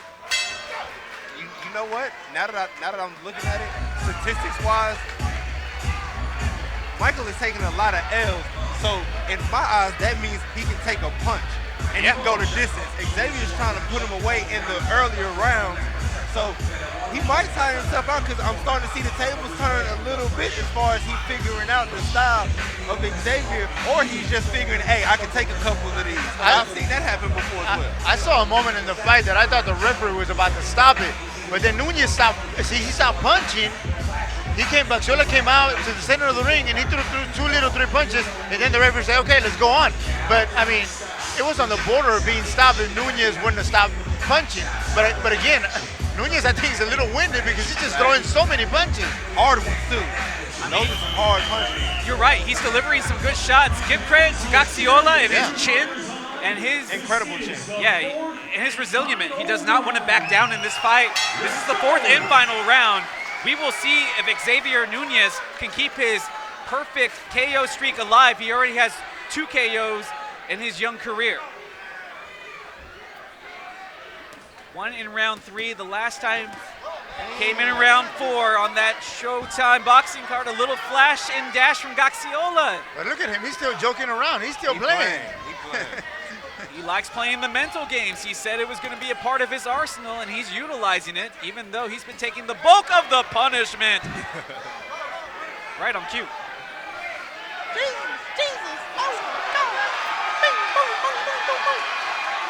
Get out of the corner. Well, he took your advice and finally did move away, but still on the ropes. That's not any better. There you go. Move around a little bit. Don't come over here because he's going to punch you through a rope, son. I think the only thing that's keeping the referee from stopping this fight is just that Baxiola is able to duck and move a little bit and at least take some of the punches out. He's going to punch him through a rope. Oh, what a hook. What a left hook from Nunes. Bankreaux, that one left you speechless, my man. And he eats another punch with a quick hook right to the nose. Oh, my God, man. What? Smart by Gaxiola to try to tie up, but he has shades of Emmanuel Augustus in there with his drunken style right now. And I think that's more punch drunk. That's exactly. That ain't the style. That's real life for him right now. He can't help it. Those uppercuts keep flying in. They keep on landing with power and precision. But Gaxiola again fights out of the corner. Yeah, he's game. I got to give it to him. I mean, that guy's fighting. Oh, that's low. That's very low. You saw the twitch on the face of Nunes. He was clearly discomforted by that blow. He's even telling the referee that, hey, that one was a little bit lower than where it needed to be. Give it back to him. Taking that low blow like that, man. I don't like that. X, go ahead, get it to him, my man. Don't show him no mercy. Punch him through a rope. And those the power lefts keep connecting. There you go, punch him through a rope. I think if Nunes would have worked the body in the earlier rounds, I think it would have been over. Here comes Gaxiola, still has steam in the engine. And again, he's trying to put his opponent in quicksand, and he continues to fight on despite taking the bulk of the bombardment. I feel like he has a very strong chin but a weak body. Because his face is taking some punishment. But believe it or not, Bankreaux, Justin, this has been Baxiola's best round. He punched kind of low though. He's roughed, but he's still on his feet. I don't know how he's standing. There's only 5 seconds left. Gaxiola, he was able to duck the last two and somehow is able to survive the deep waters of Xavier Nunez. But what a fight, gentlemen. Both combatants. Gaxiola, I give him my respect. I take my hat off to him. I mean, God, how do you survive getting hit 6 times? He got hit 6 times at the end of that round. But I mean, not only got hit, he got clobbered 6 times. I thought he was ready to crumple to the canvas. He is now. Oh, he is like crumpling over in the corner. Big respect to him, but I was wondering when that part was gonna happen. Man, what? I couldn't take no answer like that. He was giving it to him. Obviously, Nunez is gonna win this by a landslide. And he's gonna get the applause of his people and the recognition that he deserves. But they should also give an applause to Gaxiola, because that guy was game. That guy's, my respect to him. I want to say that he had to have went over the crowd. They booed him harshly when he first came out. But how can you not respect a guy who went toe-to-toe with one of the most promising youngsters in the game today? Man, what? I thought he was going to tell one of his friends, hey, go get the gun. This little man is hitting me hard. Go get the gun. And give him credit. Nunez went into his bag. He pulled out everything and still couldn't get the KO. I'm surprised he didn't get the KO, honestly. I thought with that last 5 seconds he had it, but no, he caught his feet and then was still moving his head was Gaxiola. I mean, he easily got caught with 6 very solid punches. Very solid. Each one of those punches could have been a knockdown, but somehow that guy, he doesn't look like it, but he's got strong legs. I mean, he's got some skinny legs, but he's got some power in those legs. Cause he want to sit down. I feel it now. And I want to sit down for him. I don't know what that chin is made out of, but it's not of this earth. Maybe some of that what is that stuff that Wolverine's made out of? I don't know. Titanium. Titanium, yeah. Because it's pretty amazing. I think we are ready for our post-fight talk with Thomas Treiber. Let's go up to him in the ring.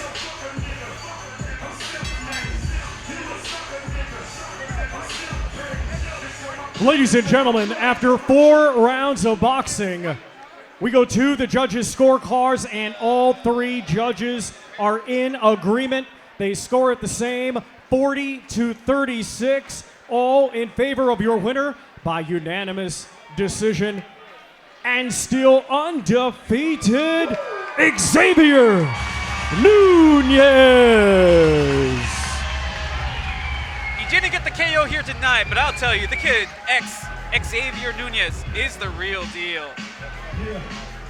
Yeah, he's got power, he's got speed, and very good technique. I mean, and that left hand, man, is so beautiful. It's so lethal.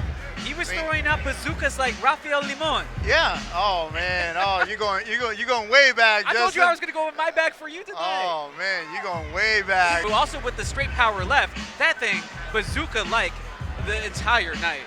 Yeah, it'll be interesting to see Nunez with a higher competition, a better level of competition pretty soon. But this guy, he's got tools. He's got tools, no doubt. We are back here. Backstage with Xavier Nunez. San Antonio, make some noise!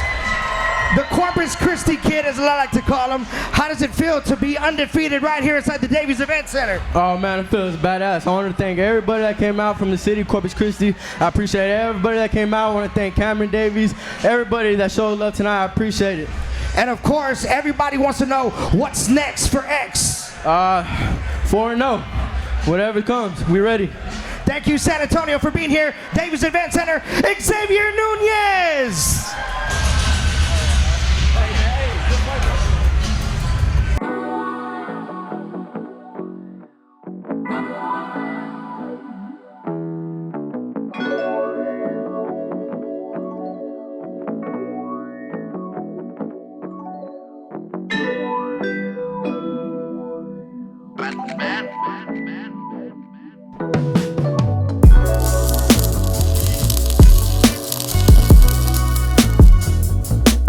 Built for Business, Seasons 1 and 2, available now on YouTube.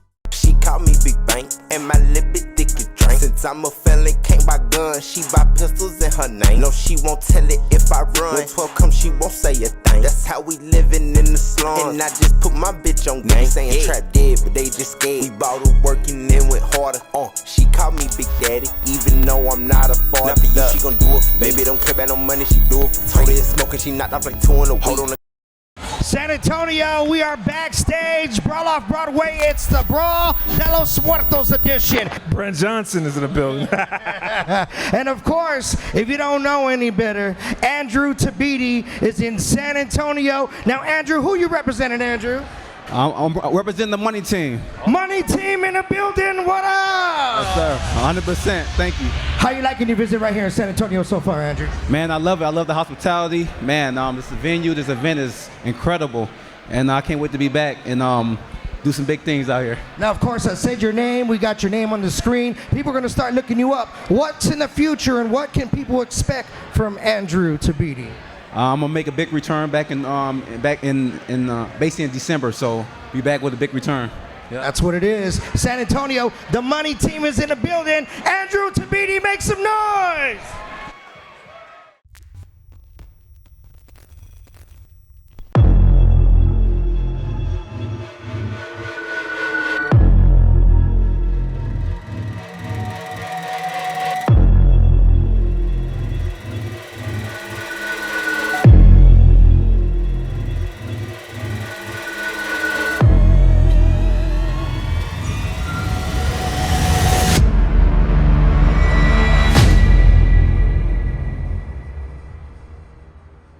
Make some noise in here!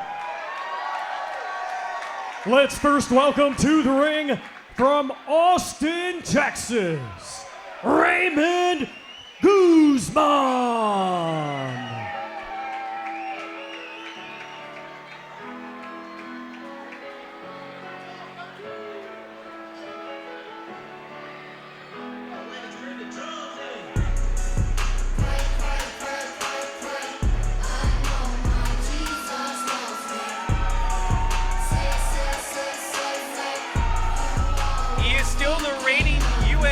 Texas State middleweight champion is Raymond Guzman as he comes out in the all-pink robe led by his team, coming off of a 6-round unanimous decision to win that title at the last Brawl Off Broadway. And you talk about a personality, guys, that completely turned around with that win. It was this guy. He was already on the ropes of his career. He was considering retirement, and then he found that spark after the win. And now let's welcome to the ring from right here, San Antonio, Texas, Daniel "The Beast" Baez.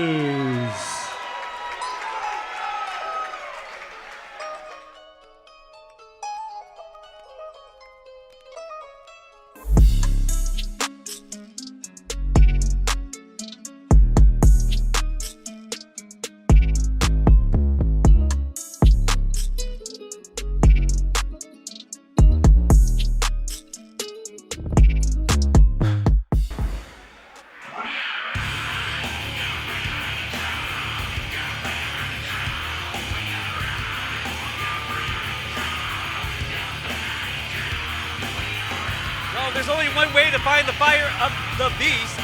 It's definitely by way of the Deftones as he comes out hard rocking with tons of bass. Does Daniel Baez, the Beast. This is a classic San Antonio versus Austin rivalry from I-35. Raymond Guzman by way of Austin, Baez from here from San Antonio. Lots of crowd support for Baez. We know who Bankreaux's rooting for. Yeah, for sure that. La Bestia. La Bestia se sube al ring. Y va a ser eso, un duelo de bestias. It's going to be that. It's going to be a battle of beasts. It's going to be a battle of beasts because Guzman, he's a bear too. Yeah, he's a true warrior. I mean, you remember last time, Justin, he was down in the first rounds. I mean, he wasn't doing well. But he came back. Him and Brown just tore each other apart, and that was a hellacious fight. We might get the same here tonight. Let's go to Thomas Treiber for our introductions. Ladies and gentlemen, from the Davies Event Center, this bout is scheduled for 6 rounds in the middleweight division. Brought to you by Davies Entertainment, along with their great sponsors. Broadway 50/50 Alamo Heights, new menu, same cold beer, your bar misses you, come visit. And the Amped Project, join the revolution. Our 3 judges scoring on a 10-point must system will be Lucy Rogers, Ruben Cardion, and Gregorio Alvarez. Our referee in charge, third man in the ring, will be Anthony de los Santos. Introducing to you first, fighting tonight out of the blue corner, he comes to the ring wearing pink with white and weighed in at 165.3 pounds. His professional record consists of 4 wins, 3 defeats, and 1 draw. Ladies and gentlemen, from Austin, Texas, here is the current Texas State middleweight champion, Raymond Guzman. It's only about an hour and a half drive to San Antonio from Austin. He has some good support here. And his opponent across the ring, fighting tonight out of the red corner. He comes to the ring wearing black with gold and weighed in at 159.9 pounds. His professional record consists of 13 wins, 3 defeats, 1 draw, with 5 of his 13 wins coming by way of knockout. Ladies and gentlemen, from right here, San Antonio, Texas, here is Daniel the Beast Baez. Yeah, people are on their feet for this fight. Gentlemen, we went over the rules and regulations. I want you to protect yourself at all times and just have a good, clean fight. Davies, Daniel Baez, here in the black gladiator trunks, going against the current USA Texas State middleweight title holder in Raymond Guzman. This is a non-title fight, but this one's scheduled for 6 rounds. Baez coming in off of a loss. He hasn't had a win since 2018 and would love to change that here tonight. But it's going to be tough because Guzman, man, he looks in shape compared to last fight. You're right, Justin. He definitely took it more serious because, man, he looks way better than he did in the last bout.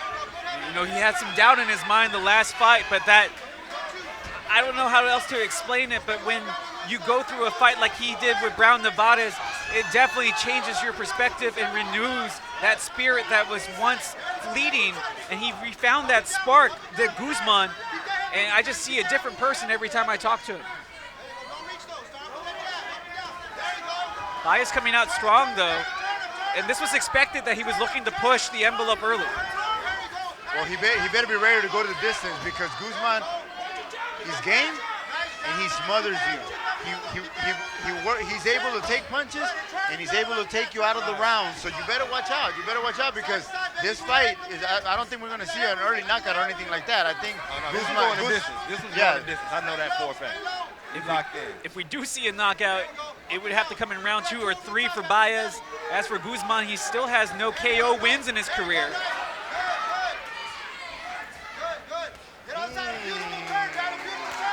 Nice, Baez.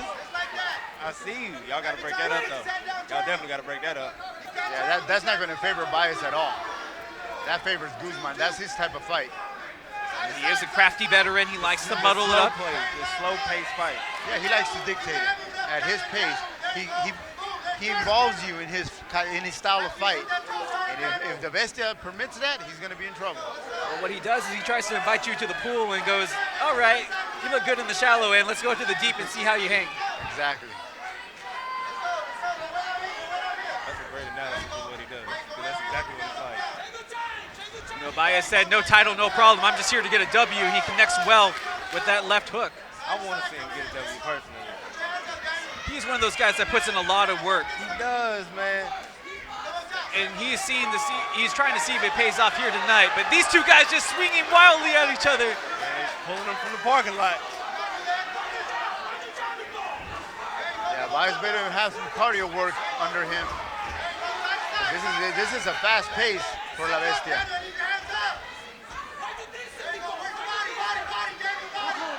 This is a tight fight. They look like they have magnets connected to each other because it's been hard to pull them apart. You see how the ref had to eat. Man, come on, man. Back up. Man. But this is the. I think Guzman is just weathering the storm. He's weathering the storm. We said the same thing last time. Oh, but he got caught. Oh, he got caught. He got caught twice. He is rocked, and the bell comes in at the perfect time for Guzman. Well, if he was trying to weather the storm, well, that hurricane came in under the radar, and the waters got choppy quickly. And got caught by lightning twice. Definitely. Twice, and the bell saved him. The bell saved him. You got caught. And I don't know how you survived it, but that's Guzman. That's Guzman. Guzman can take a punch. You're right. The first punch got his hands down. He took the second one clean on the face. Maybe he rolled with it, but I'm surprised he was able to stand after both. I was wondering what this noise is. This is definitely my song. They got the ones rattling in here. Vince are going crazy. Oh man, you always bring the good vibe, even when you're just sitting at this table or whether it's your music. Yeah, I think the Beast, La Bestia, I think he had the round. I think he was pushing the pace. I think he had it, but definitely after that end with fireworks, he definitely took that first round. Well, Guzman getting ready for round number 2, looking to recover. Hopefully 60 seconds was enough for him. He talked to his friends that have fought Baez before, and Yazriel Barbosa, who actually beat the Beast last time, and his friend Scipio Cook. Oh! But look at Guzman coming back with that right after he ate one from Baez. And he gave one back, but a little slight one. You know, a crafty warrior like Guzman was going to come back with his best here in round 2. And I hear it from the crowd or from the trainer saying that he's already tired. That's my concern. Who's going to have the gas left in the tank after this second round? We're scheduled for 6. Yeah, well, Guzman has shown us that he can hang, that he can go the distance. We don't know about La Bestia. You see Guzman backing off. He misses with his shot, but he eats the one from Baez with the left. And I think he's still hurt. I think he's still hurt from that end in the first round. Real good. Now he can recover. He showed that last time. Good connection. He's doing what he does. Letting you think that you really got the best, but he likes a slow pace fight. Oh, the straight right once again smashes right into Baez from Guzman. It's a very slow pace, but it gets there. It's effective. And here comes Baez trying to unload, and now we have a tie-up, and that's some smart boxing by Guzman.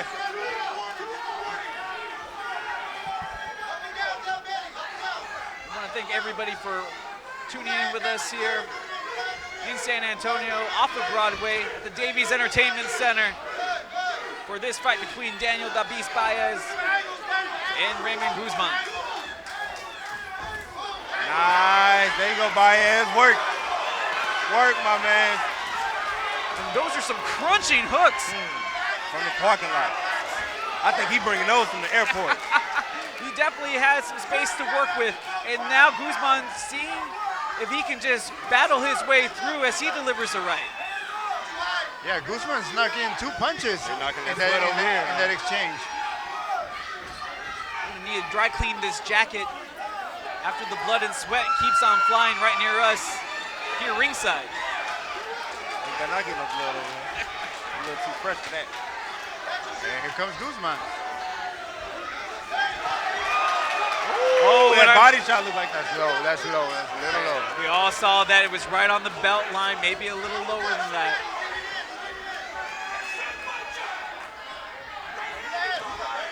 Now, how devastating is it, Justin, for La Bestia to basically hit Guzman with everything he has, and Guzman standing right there in front of him, pushing the pace again? That's a terrific question, because he probably had some answers beforehand until he started having Guzman take these style of shots.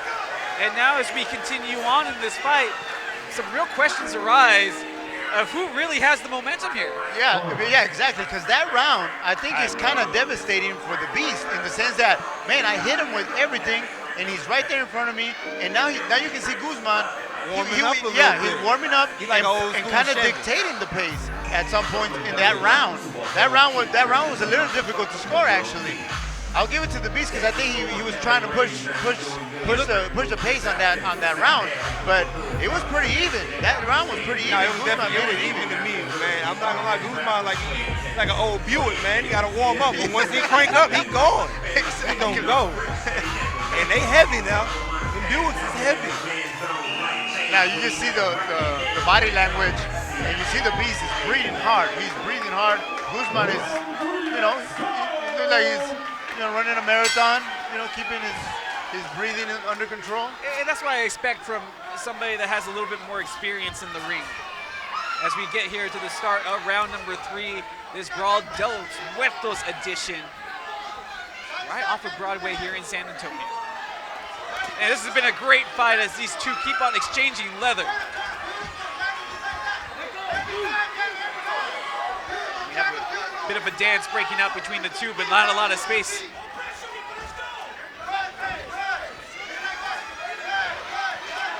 And this is what the crowd came to see, the FLRA seeing knockouts, but both of these guys just simply brawling with each other up close.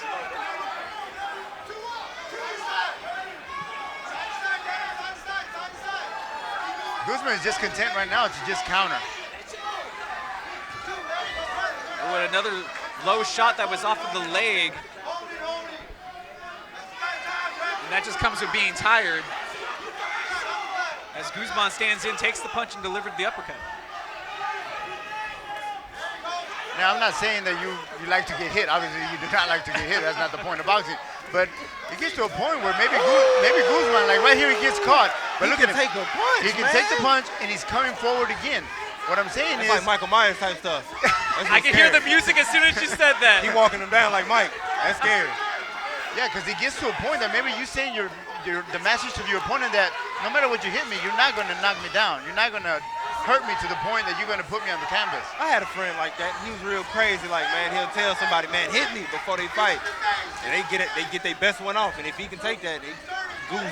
Well, that just changes the mentality of the guy throwing the punch, because it's like, oh, if you gave your best, what you got left? Punch, and let's remember, we're barely at the half point.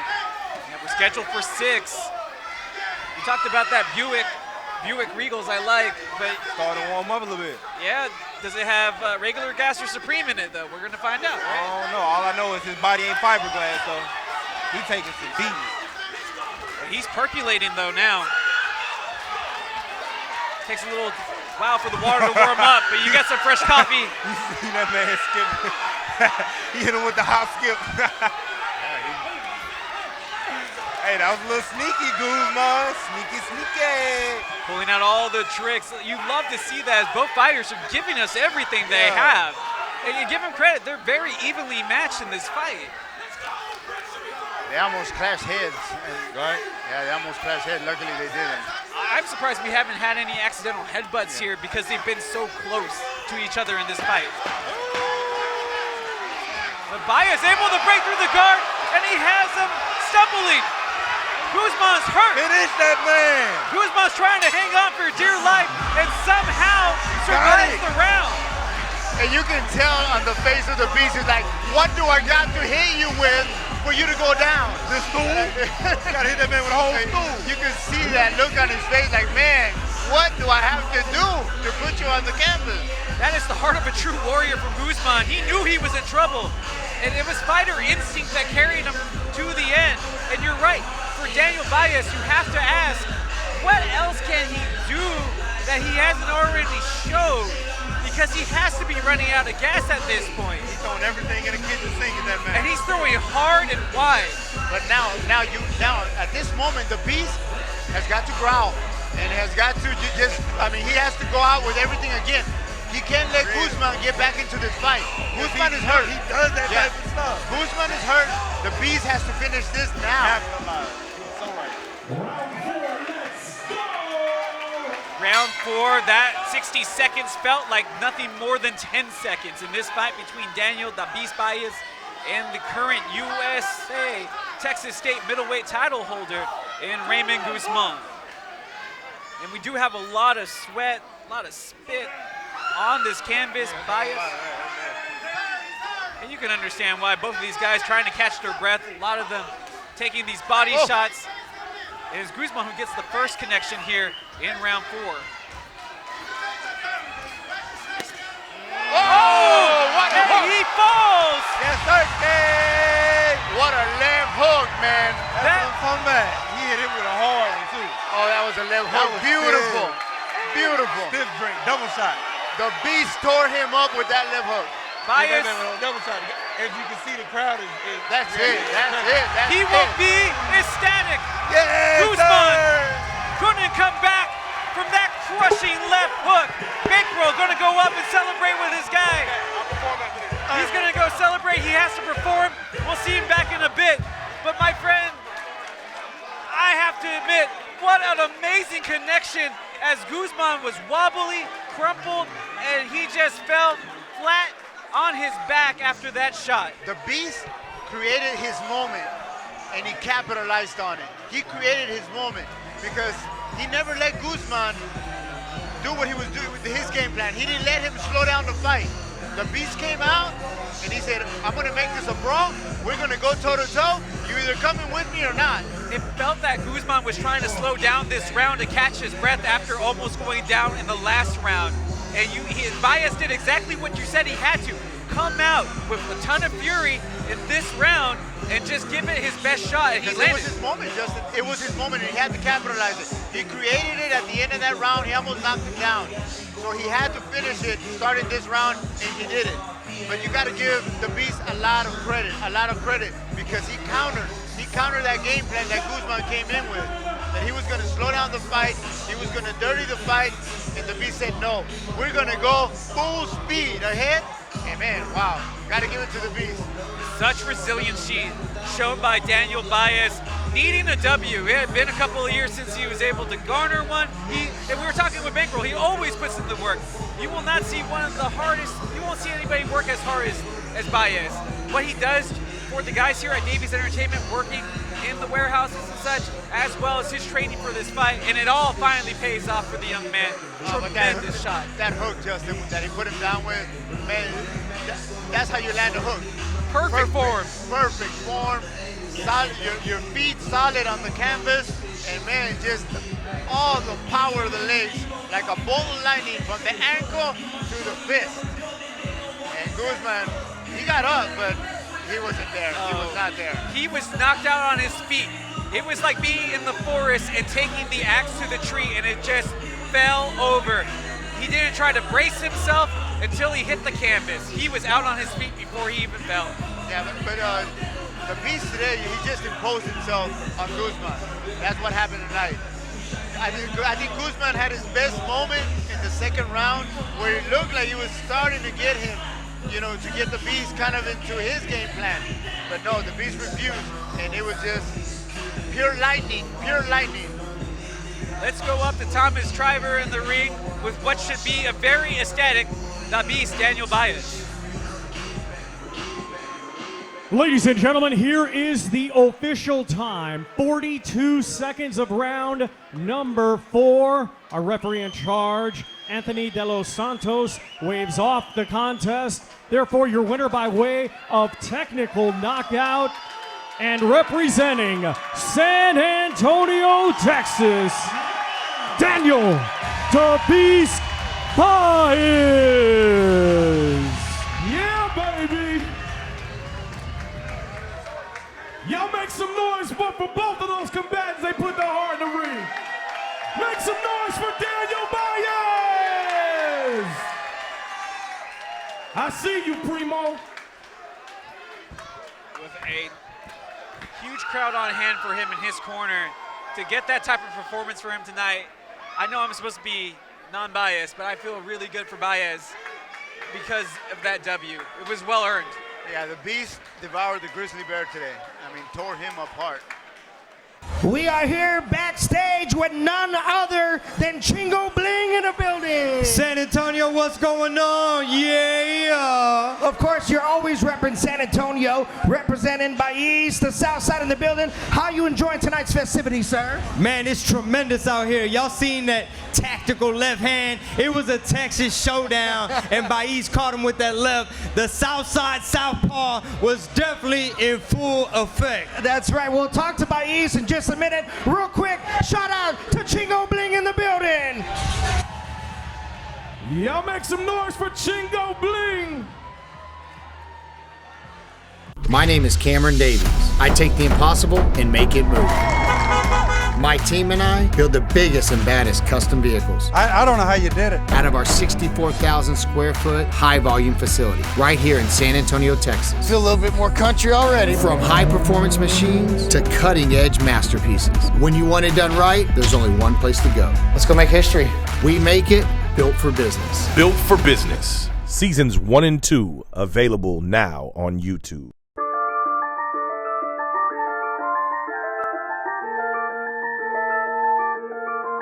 They want me to fold on the pressure. Just give me a reason to tell them to face. I am the reason I am where I'm at. When it come to the workout, I'm running them laps. You can tell that I'm busy outside of the city, cause I'm never knowing when I'm coming back. Run up to school, take a look at the stats. Points on the board, I'm ahead of the pack. And I got them out and they feel it. It's like they don't see I be doing the most. Tryna get on my level, they not even close. Foot on the pedal, I'm back on the road. And I'm tryna get to the million. From Chingo Bling, representing San Antonio, being here tonight, to your winner, Daniel the Beast Baez. How does it feel, Daniel? Yo, what up, what up? Where's my little south side at? Where they at? Hey, where's my little crew? My little crew. Paul, I can't see your ass. Where you at, Paul?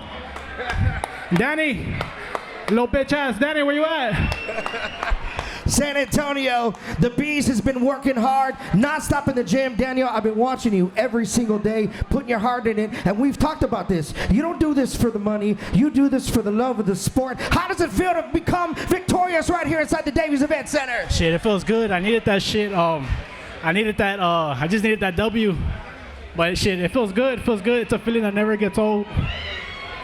San Antonio, make some noise for your winner, Daniel the Beast Baez!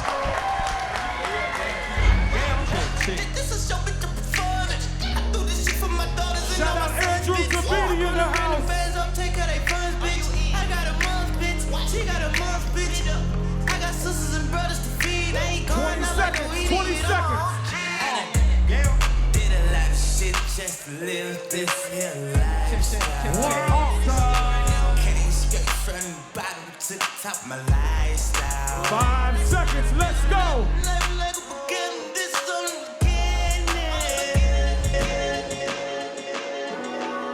Make some noise.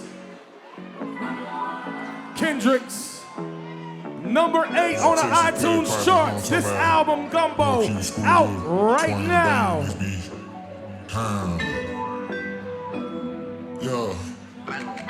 Texas in the house, make some noise. Banging little flip, riding dirty in the parking lot, sitting sideways, still tipping, know I'm talking about. Smoke a whole pine, coming down on the south side. Foes don't swing, switching lanes with the top down. Banging little flip, riding dirty in the parking lot, sitting sideways, still tipping, know I'm talking about. Smoke a whole pine, coming down on the south side. Foes don't swing, switching lanes, top down.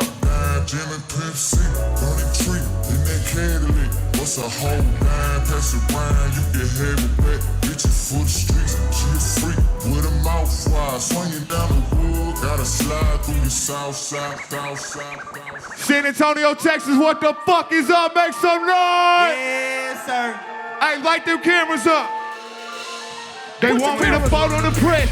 Just give me a reason to tell them to face. I am the reason I am where I'm at. When it come to the workout, I'm running them. You can tell that I'm busy outside of the city, cause when I'm coming back, run up the score, take a look at the stats. Points on the board, I'm ahead of the pack. And I got them all and they feel it. It's like they don't see I be doing the most. Trying to get on my level, they not even close. Put on the pedal, I'm back on the road. And I'm trying to get to the million. Can nobody tell me I'm not in my bed? I'm living life and I'm living it fast. Gotta get where I'm going, ain't no looking back. I keep on grinding and grinding, my head in the bush. Got out the mud, did whatever it took. Told my mama to pray for me daily, cause she know her baby be hanging with killers. And I keep on grinding and grinding, my head in the bush. Got out the mud, did whatever it took. Told my mama to pray for me daily, cause she know her baby be hanging with killers. And I do not know what got in it. I've been on the run with my hand on my gun and I'm ready to ride on my enemy. Hey, hands up. Make some noise for Bankreaux. I say, whoa, whoa, whoa, whoa. Look what we have here. Stupid dumb man rap, nigga. Let's go. Don't fuck with police, cause I know you niggas Rats for real. ain't got no credit in the street, you niggas Cat for real. shit, you niggas 12. And I be strapped for real. Hey. You strapped to show, I show up, go Let hoe, I'm strapped to kill, yeah. Heard my dog just say we having smoke, that's why we having. Can't keep out. Cause half these niggas hoes. We quick to white, they know. My niggas white team like war zone. Hey. Had it back on the I've got the scope blown. Hey. I step on your top with these fours on. Yeah. Stupid. Yeah. Guess I'm up, I'ma step on his ass. Remember them nights I just step in the grave. Waited to put a little snake in the bag. You said what you said, ain't no taking it back. These niggas pussy ain't having no backbone on. I ride around with a fat pole. Jumped in that water ever since the tadpole. You got a gun but won't cut through. Yeah. I ride around with that fire. Yeah. Ain't shit sweet on this side. Yeah, one thing about me, we ride. Yeah. These little rap boys pie. Yeah. Andre went outside. 3Ks went outside. Hey. No frat boys, we steppers. My block cayenne pepper. No shots, I slay the catcher. Yeah. Y'all soft like Lil Wayne's leather. Big. Blocks, I got a plethora. Big. That shit fly, no feather. Let's go. I'm poppin' now, I'm extra. No dumb, but it ain't nothing special. Look, Hey, come on, fuck your now. OG here. And that's just facts for real. Say yourself that mind as well. Go ahead and Rap with him. Ain't had no hat like that, you OG. I'm gon' tap His brand, hey. Think you heard some gunshots? Watch my youngest clap for real, hey. This that OG that I'm smoking. This that thrash for real, yeah. Nigga try me, we gon' Boy, I your little bag for real, hey. Got no credit in these streets, you niggas. Let's go. Hey, fuck that nigga mean. Hey, let's go, let's go. Smoking on pack, that's fat. Yeah, what? Southside B gon' slay. Got a brand new bitch, I'm mad. Yeah. On some brand new shit, I'm bad. Hit a lick, get rich, got bad. I don't gotta shoot shit, got hands. I don't wanna do shit, got plans. Get money, I do my dance. Hey, bad little bitch gon' bust down. Used to be shit, but I'm up now. I be in the east, I don't wanna touch that. Got too lit, host up my dick. Run it up quick, I been on my shit. Look at my bitch here, look at my drip. Look at my wrist, ho, look at my whip. I got a bag and I made it flip. Look at it packs, I'm buying the brick. Only takes back if she need that stick. If she get attached, I'm calling it quits. Tryna hold hands, but I way too slick. Make a few beans when I take that trip. Smoking on gas, I'ma take that hit. Hold up, yeah. Hold up, Yeah. hold up, Yeah. hold up. Let's Okay, go. I been on that poppin' shit, you know that. I don't do no splits, I need my money, give me all that.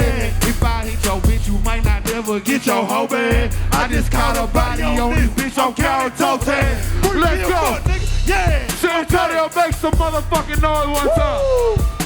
Y'all ready to see the main event? Hey, my name Kendricks. Make some noise for Bankreaux one time. Bankreaux, man. Y'all have a good night. I fought with y'all. Much love. Give it up for Kendricks featuring Bankreaux. Y'all make some noise. Go get that album Gumbo right now.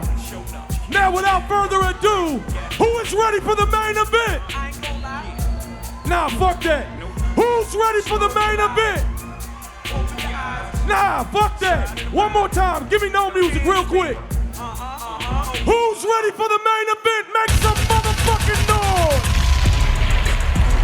Let's go.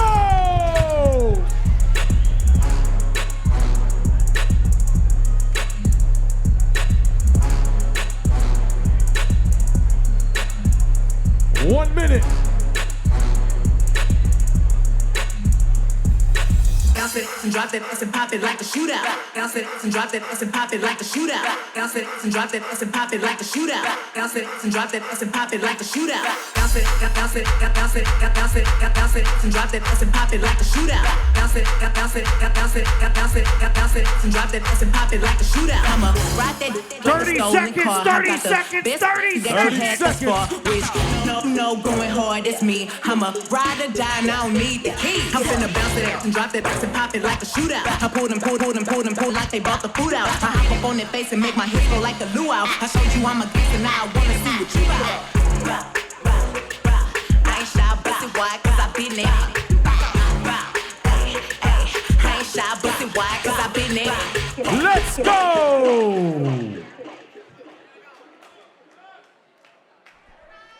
Ladies and gentlemen, at this time, we present to you the NABF Junior Super Featherweight Championship belt. Who you with? Who you with? Who you with? Get caught. Who you with? Who you with? Who you with? Who you with? Get caught. Who you with? Who you with? Who you with? Who you with? Get caught. Who you with? Who you with? Who you with? Who you with? Get caught. Who you with?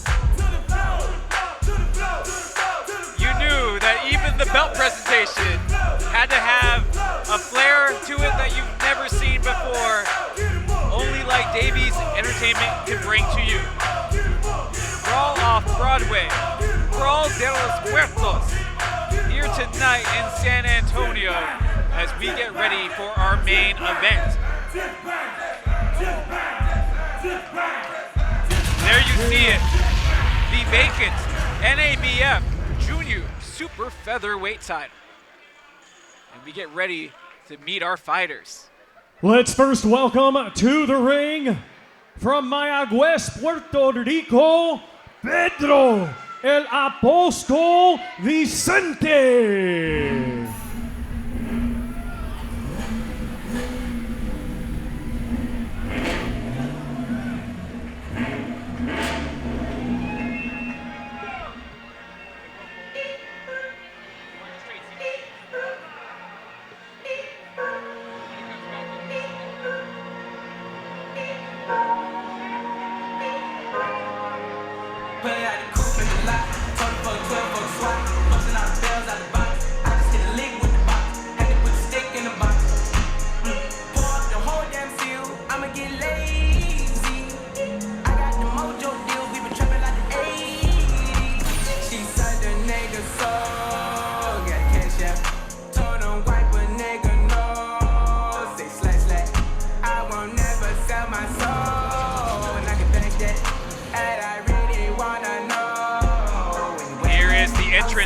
Pedro El Apóstol Vicente.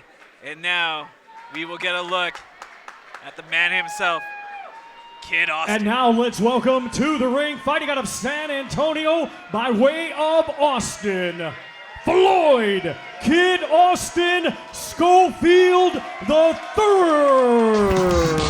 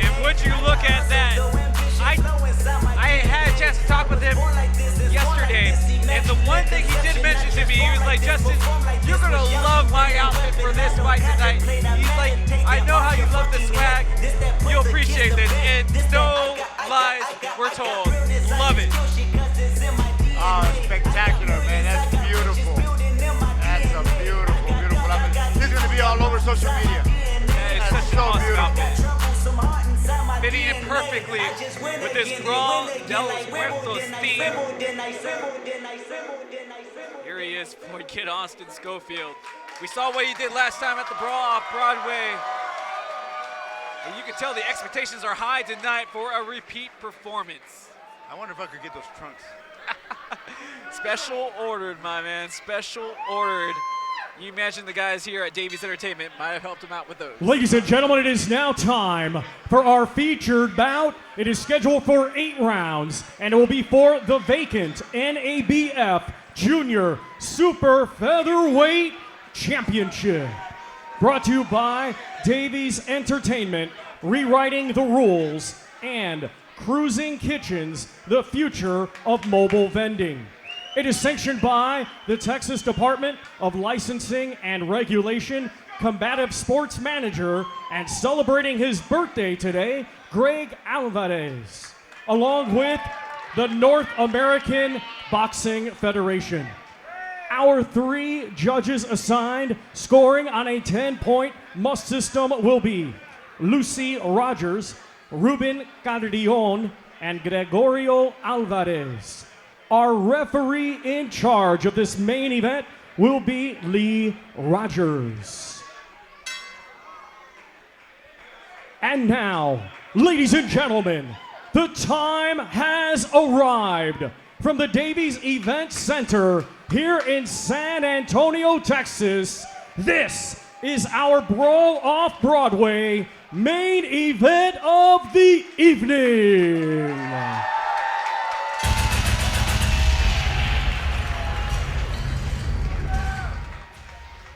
Introducing to you first, fighting tonight out of the blue corner. He comes to the ring wearing black with green and gold and weighed in at 131.4 pounds. He brings a professional record consisting of 7 wins, 3 defeats, 1 draw, with 2 of his 7 wins coming by way of knockout.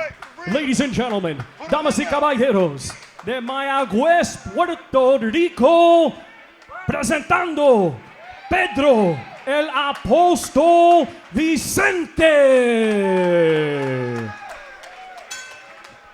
And his opponent across the ring in this main event, fighting tonight out of the red corner. He comes to the ring wearing blue with pink and yellow and weighed in officially at 129.9 pounds.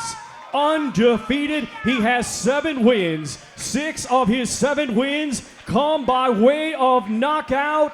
Ladies and gentlemen, fighting out of San Antonio, Texas, by way of Austin, here is Floyd Kid Austin Schofield the third.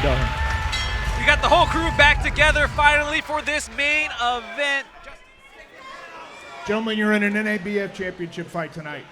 So obey my commands and protect yourselves at all times. You're good. Your trucks are good here. Your trunks are good here. Everything is all right. Gentlemen, let's touch them up. Good luck to both of you.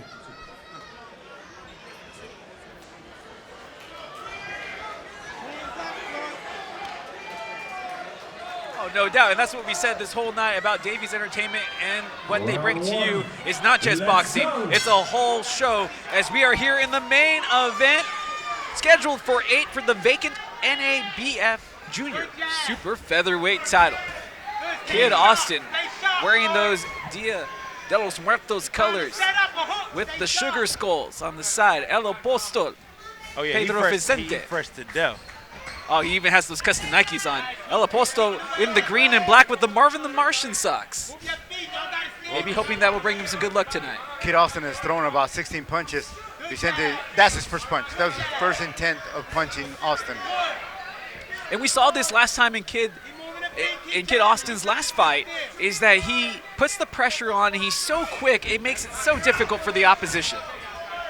Oh, and then that jab that turns into a left hook. So dangerous. Because he moves through it like water. Right. It's crazy. It's very fluid, very fluid.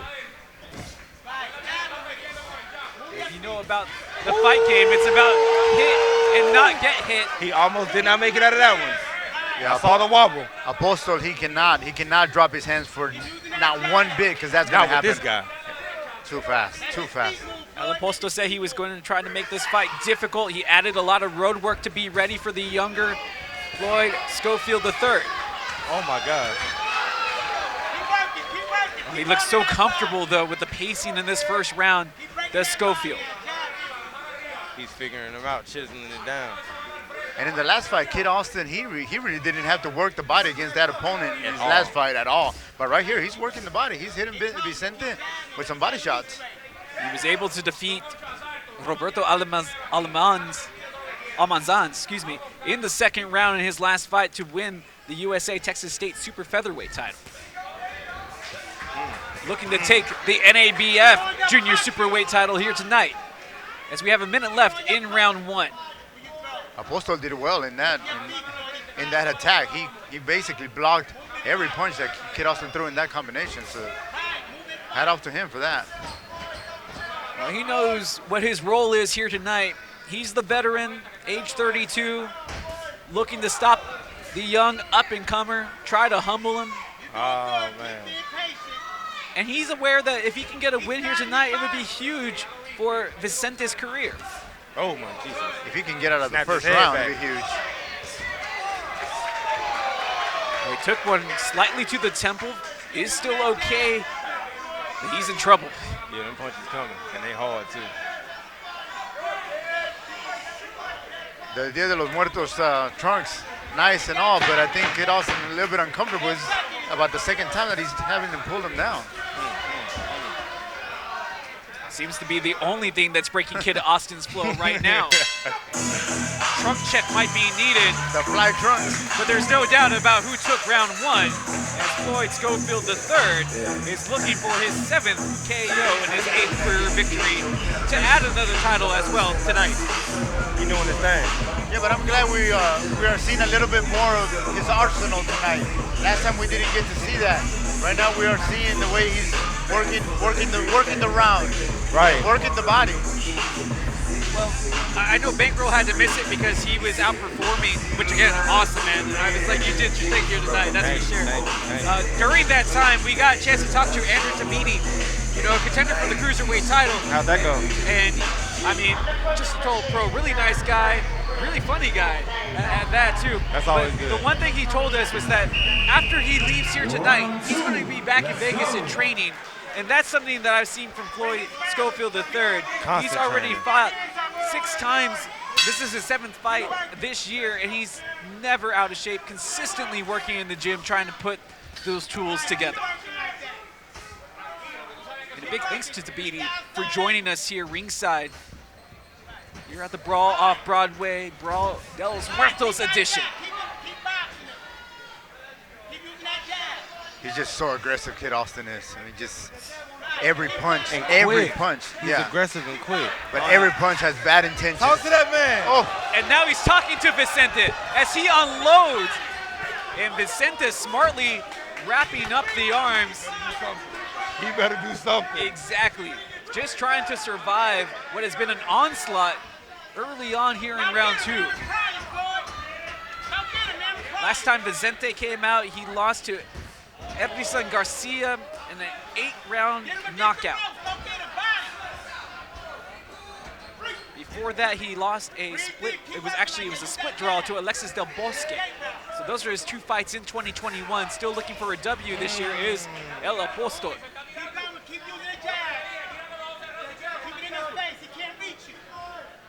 And look how calculating Floyd Schofield is here. Yeah, he can't beat you. If he doesn't like the look, he's not gonna go in.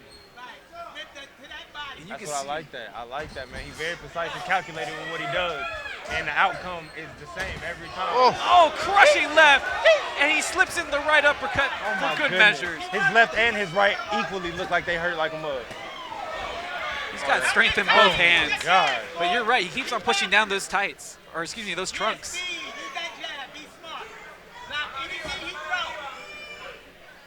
He hit him with 2 body shots, and he's got it. Apostol's got to be feeling him still. He's still looking calm, though, despite taking the punishment, not breathing hard yet. But those punches to the body are going to add up.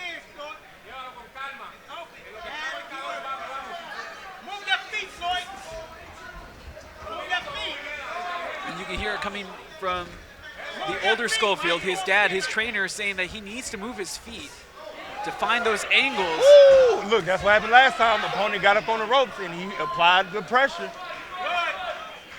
You got to stay out of that. You can't do that with Floyd.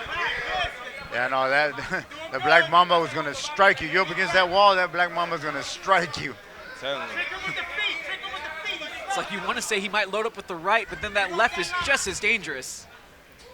And you can tell that Vicente doesn't even know where the attack's going to come from. Now he's cutting him down through the body. Look like they hurt, man. They look like they hurt. Ooh.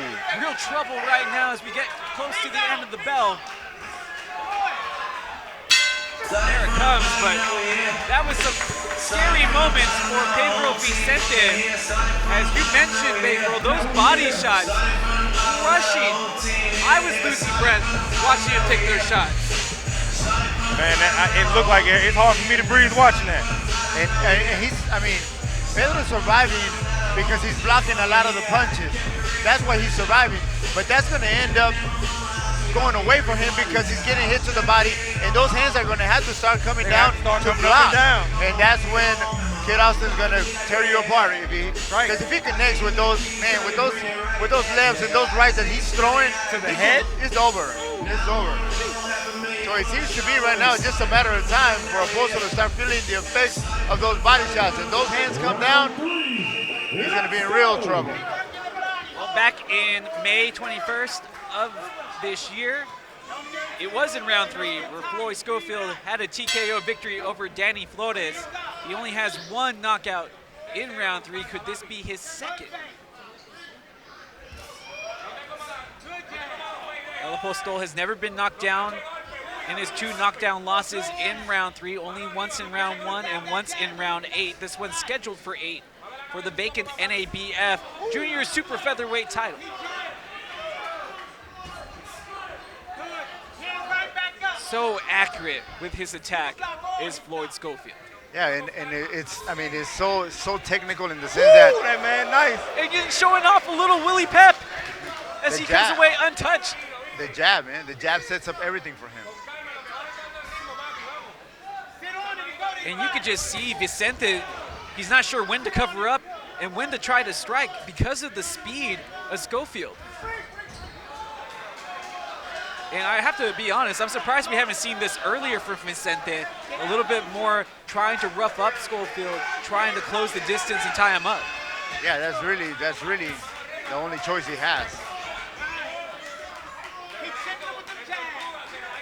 Reaching the midway point of this round.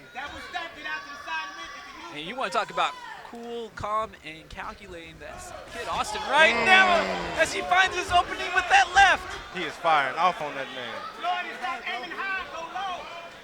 He has a great corner. His dad in this corner doing a great job. It's incredible. The chemistry that they build and what they do in the gym to here, it translates very well to me. And that comes from outside the gym as well. There is no secret, and they'll be the first to tell you, life was difficult, homeless at one point. It made them a stronger bond together as father and son. His father guiding son in the ring, and all of that work paying off here. As he gets around the guard, and he ends up tripping himself as he had too much power behind the right. No, there was a lot of sauce on that. He had a lot of sauce on that. And it was spicy. It's amazing. His punches are so hard that they go through the guard. Definitely. Even with the guard, it looks like there's a lot of damage taken. You think about those 8-ounce gloves, there isn't a whole lot of padding between the knuckles and the face. And Vicente, again, that right, it just loops around everything he's trying to put in front of it, and it keeps connecting. And Apostol's just surviving now. Every time he gets attacked, he's got to hug him. He's got to hug him. That's his own. That's the only way he's surviving this fight. Well, one of the things that Schofield was looking to do was increase his stamina. Oh, and El Apostol says, bring it, discount double check style. You called it. Whoop him, man. He got me talking crazy. He's talking about some, come on, man. You whoop him in. You saw the disrespect. Kid Austin says, you want to play? We'll play. Whoop him, man. That's how you do it. Put something on the mat. Turned it on in an instant. I thought that was going to be the mental win for Vicente to get back into this fight after taking that shot. And Schofield saying, I got you. I see what you have. I know what you need. I got you. I definitely will see that. What is Apostol thinking? He's got a piece of meat in his hand, and he dangles it in front of the lion. Are you crazy? You think he's not going to pounce? pounce? Are you crazy? Right.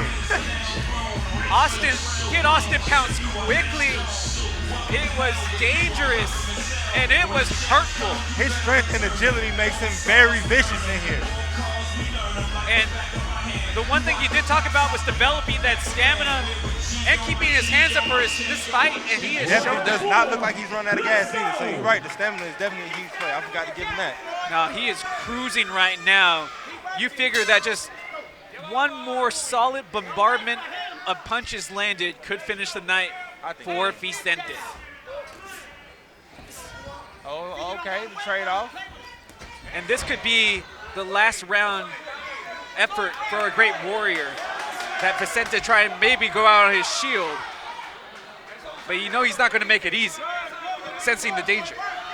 Because he's in dire straits right now. Yeah, no, that's why he's trying to apply the pressure, because he's been playing the defensive and it hadn't been working out in his favor.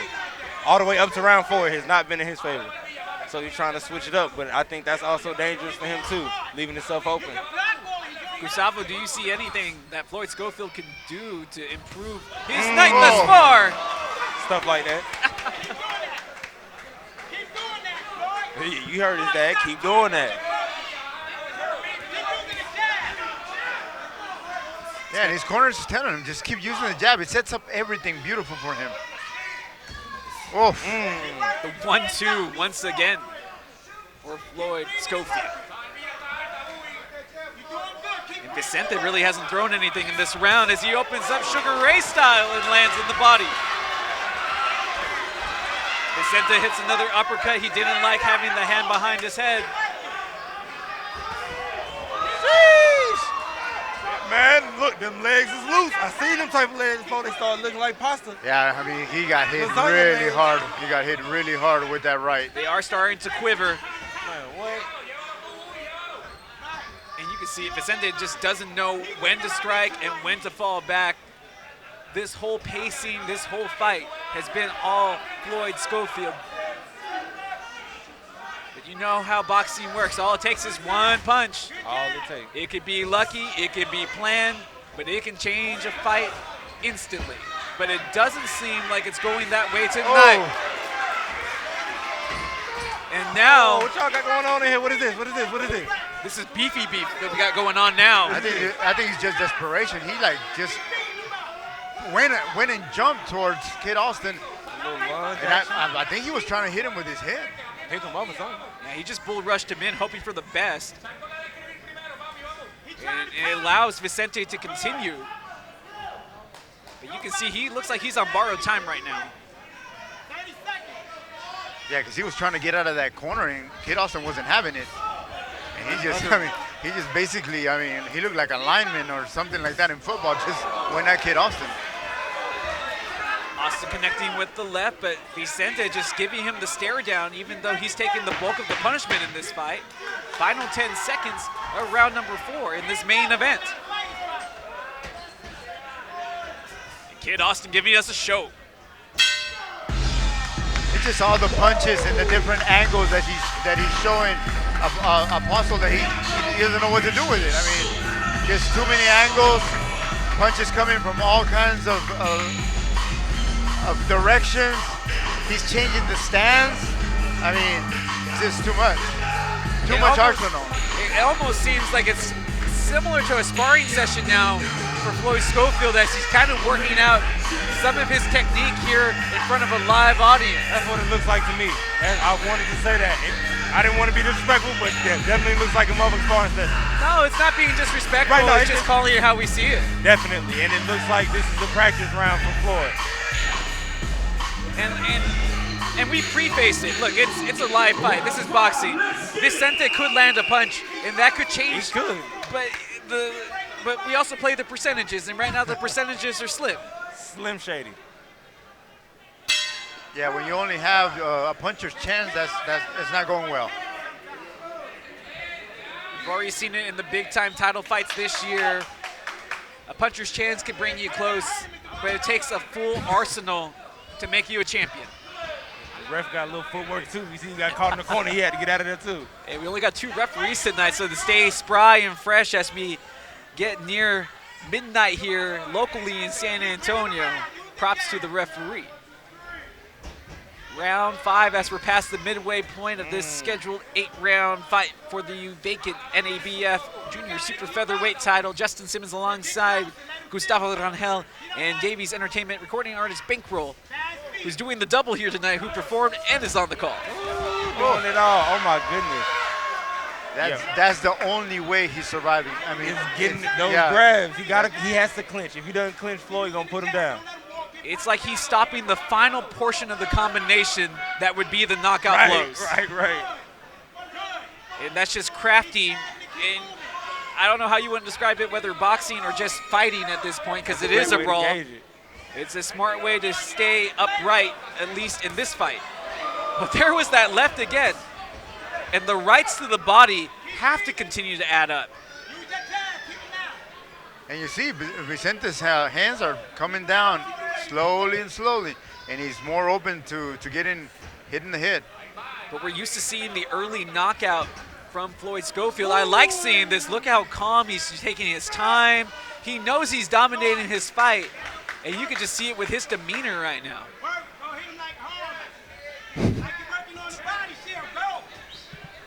Just dancing, matador. His dad's funny. His dad got to be I enjoy talking with his dad as well. Such a loquacious man. Oh my God. Able to slip in through the guard. Vicente with his back against the rope. There's that right-handed uppercut, and there's the hook that gets around the guard yet again. But you see Vicente try and throw back. But I'm not sure how much of those are throws now and how much of that is just him trying to tangle up Austin. It's just the instinct. It's just the instinct of survival. That's all that is. That's all that is. He's trying to survive. Man, that man is elusive. Right to the body, left to the head. Love the work here from Floyd Schofield. He is very elusive. His head movement is incredible. And I mean, I follow Schofield on IG, and he's doing everything that he puts in those Instagram videos here in the ring. You see it exactly how you see it on Instagram, Exactly. right? It's crazy. It's crazy. It's a very well translated, you know what I'm saying? Yeah, he like worked on all this stuff the last couple of weeks up to the fight, and he's showing it all here as he is conducting the pace on how he wants it. Final 10 seconds. Floyd want to knock him out. And he said, I had enough of you. We'll figure this out in the next round. Give credit to Vicente. He's making the kid work here tonight. But the way Kid Austin is closing every round, and it's just so brutal. It's so brutal. There has to be some questions being asked in the corner for Vicente. Do you want to continue? No, I think that's what they first asked, because when he sat down, I think they asked him, does he want to stop? And then he shook his head like, no, I'm good, I got it. Yeah. So shouts out to him for that, but hey man, he's smart. He's also the first one up and out of the stool, so I wonder how much that has to do with the body shots. Probably just trying to breathe. Yeah, because he's gotten punished very much in the body to the point where, like I said, his guard is starting to come down. It was pretty tight for round 1, round 2. His guard, was able to defend some of those brutal shots. But you see it coming down ever so slowly. Well, you see him coming out of the corner, his mouth agape open is Pedro Vicente. Again, body shots adding up for Kid Austin Floyd Schofield, who is dressed in the Dia de los Muertos tights. He said one more time. What? One more time. Last time you told him to hit you, he hit you hard as hell. You might need to not say that to dude. Vicente unwilling to unload on the finish of the combination. But his dad keeping him level headed. He said, keep boxing, don't listen to him. I like that. And everybody has to remember that Schofield's only 19 years old. Still so young, still with a lot to learn, but the talent obviously there. Definitely. Matrix mode there by Schofield. Tell you, Neo Schofield. Did you see that? Block the shot and then connect it with the left. Beautifully done by this hot young prospect. Yeah, he's got to get back on his jab, just like his dad is telling him. He's got to get back on that jab. And that's how we seen him win the last fight here. Jabbed him down. Yeah, Brawl Off Broadway, that opened up everything for him. But Vicente has done much better in this round and has connected on a couple of shots, cashing Kid Austin coming in. But he caught a right hand there for not moving. They don't think you can go 8 rounds if you had to.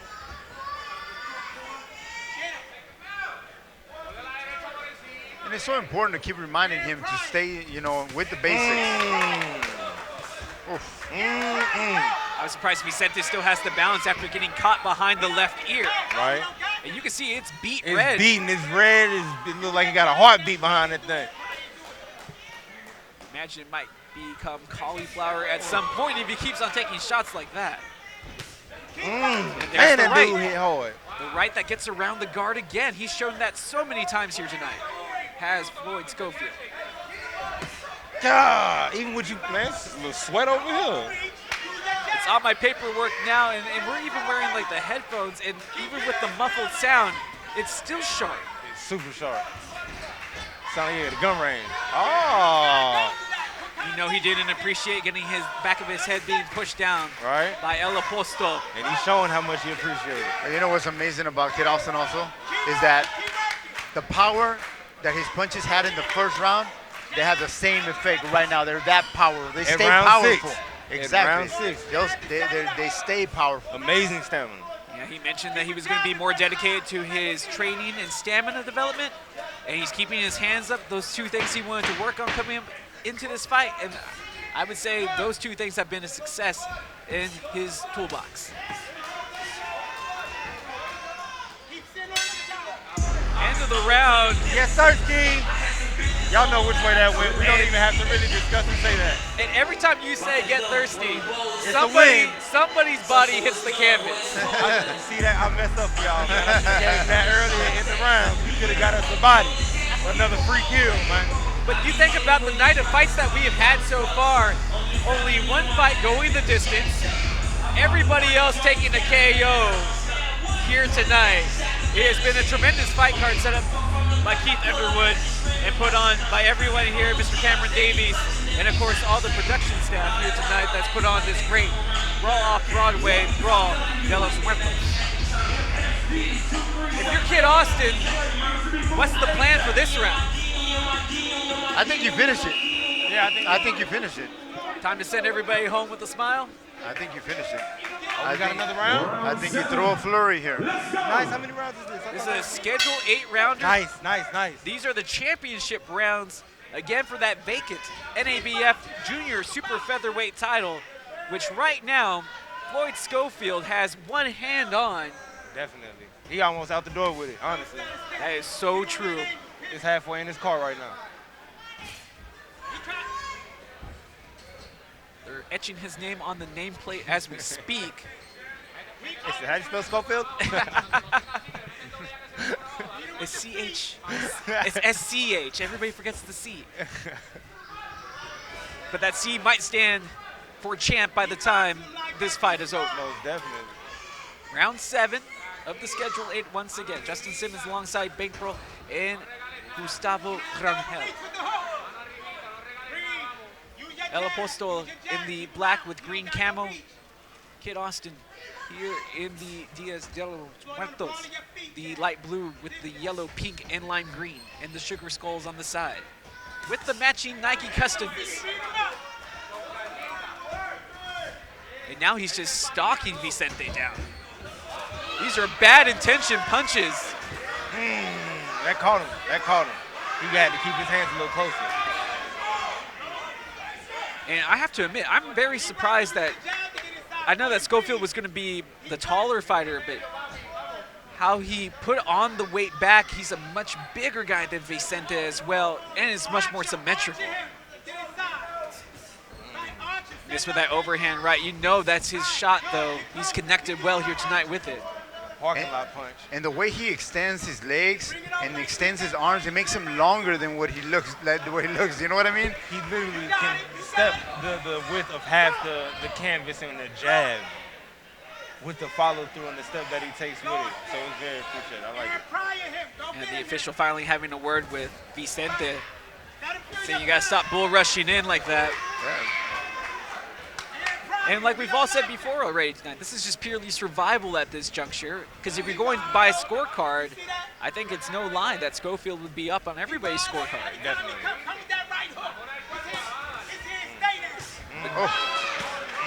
Well, Mr. Floyd asked for Floyd Schofield in the ring to send the right hook, and he did.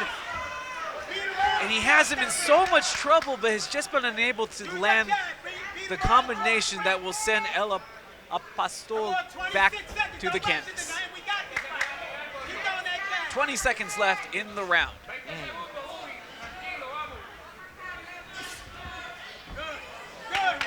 Jesus. It's amazing how he escapes the pressure so easily. Certainly Neo Schofield.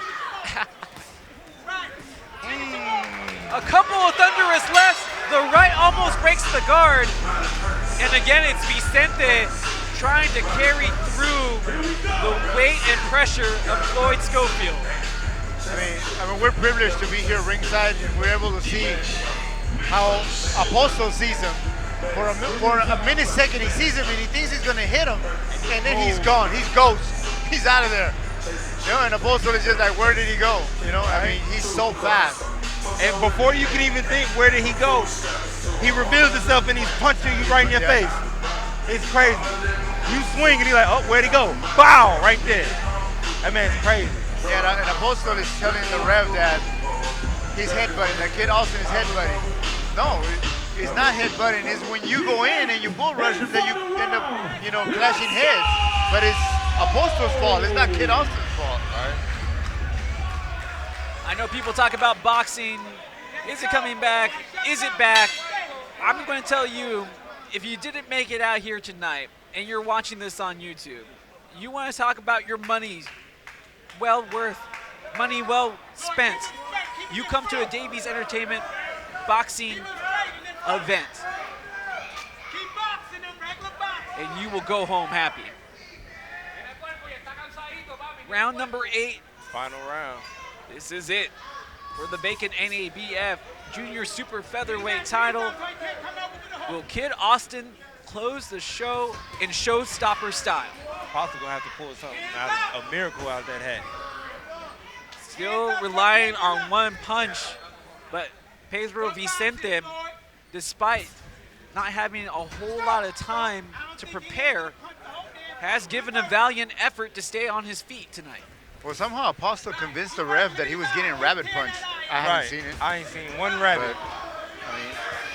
Speaking of rabbits, he need to pull one out of his hat. That is so true right now, and that's no disrespect. If he does not, that man is going to get put down. But you can see this from Floyd Schofield, not really even breaking stride. He is so calm, not even breathing heavy, despite unloading an arsenal of punches. And he almost got him there with the left. Exactly, yeah. He almost got him with that left hook. And now the crowd can sense it too, as we are near the midway point of this 8th and final round tonight.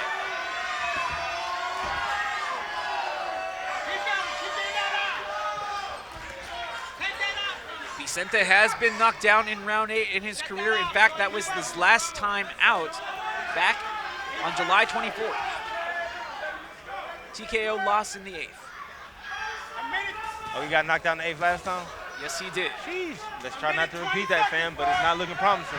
You got a whole minute of this left. And that can seem like a lifetime, especially with the way the pressure has been brought on by Kid Austin Floyd Schofield. And it's gotten to the point that the fight seems to be for Apostle, that he'll take 6-7 punches if he can just try to get in one. Right. Sacrifice. It's not a fair trade-off, but hey, to each his own. Some of those right hooks that he's been taking here tonight, I don't know if he's going to be eating solid food tomorrow. What? Jesus. But you can hear Floyd's dad trying to encourage him to keep the pressure on here through the closing moments of the 8th and final round. The right once again on the chin. He baiting him with that left. Brutal right. And now Schofield just trying to find the openings here. He's trying to kill him. Knock him out right here for me. Right in front of me. Yes, Sirski, come on now. Felt the sweat right on my face as we come to our final bell of the evening. And while it went the full 8 rounds, it seemed to be an easy night for Floyd Schofield. Not enough. And his face is swelling as we speak. I don't know if y'all got a close look. That man is knotted up. He got punished tonight. He got punished tonight by Kid Austin. That, man, golly, you're just you don't want to sound like that you're overpraising him, but man, what else can you say? No, I mean, what else can you say? It's the real deal. I mean, it's like he has C4 in one hand and then Dynamite in the other. Exactly. And he just continued to hit each and every time. Granted, Vicente didn't get knocked out. He stayed on his feet. He tried to play some mind games with Kid Austin. It might have worked for a split second, but I mean, Kid Austin Floyd Schofield, he's just too much for him. Yeah, and really the only way he survived is just every time a flurry came, he bull rushed him and hugged him. That's all he could do. He was just clinching and clinching and clinching. And that's the only way he made it through this fight. Well, we'll have to go to the scorecards for this one, but unless we had somebody that just wasn't paying attention to the fight, I believe that Floyd Schofield should be raising another title and putting that on his resume. It's a belt. It's a belt, huh? Yes, the NABF Junior Super Featherweight title Yes, on the line. Gonna bring my dog his belt. I mean, as you get the flow of the fight, man, I don't think Kid Austin got hit in this fight more than 25 times. I don't think so. I don't think so. And the way that he was able to stick and move and go into matrix mode and kind of just made his opponent look silly at times was probably one of the most impressive aspects of tonight's fight. But you do see the love after a fight that went the full 8 rounds, as the crowd rightfully should give a round of applause to both fighters. But we will hear our final outcome by Thomas Treiber. Ladies and gentlemen, after 8 rounds of boxing, we go to the judges' scorecards, and all 3 judges are in agreement. They score it the same, 70-62. All in favor of your winner by unanimous decision. And now the NABF Junior Super Featherweight Champion and still undefeated, Floyd Kid Austin Schofield III. It was a rough road starting out in the life of Kid Austin Floyd Schofield, but as he continues to pave his road throughout his career, it looks like that road is going to be paved in more gold. As he claims his second belt, the NABF Junior Super Featherweight Championship title. And after a stunning performance here tonight, I mean, we've given him all the accolades, but it's all the truth. It's all the truth, man. And just the way he worked with the jab, his counter, I mean, his poise, and just how he carries himself. Just the raw talent, man. Just we're asking Andrew earlier, you know, about you know, how much is it God given and how much is you work for it. And Kid Austin obviously has got a lot of God given talent, but you can tell that he also works. Also works his butt off. And that's Lito. San Antonio, Texas, your winner and champion, the Kid Austin Schofield. Now, we've had this conversation many times, and we know what you're progressing to be, but can you tell the people what you're progressing to be, please? The greatest boxer of all time. I just want to fight the best in the future. Greatest boxer of all time, and he's proven it tonight. Of course, we have big plans on the way for you, but what do these people need to look for in the future for Floyd? Oh, it's a surprise. I can't tell you. It's going to be like that? A real simple surprise? Yeah, it's a surprise. Congratulations. He got the belt. San Antonio, make some noise. Floyd Kid Austin Schofield. Yeah.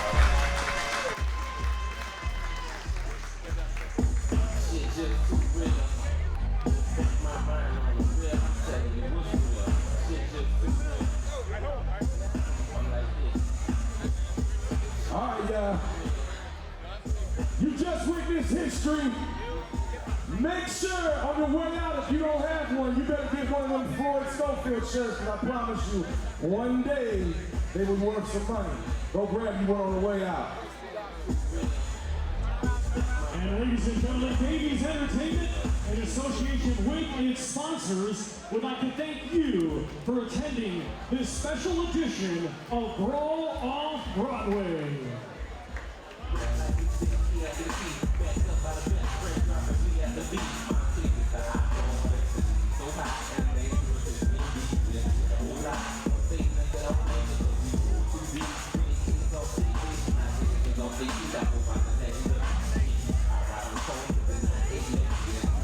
Shout out to everyone who played a part tonight.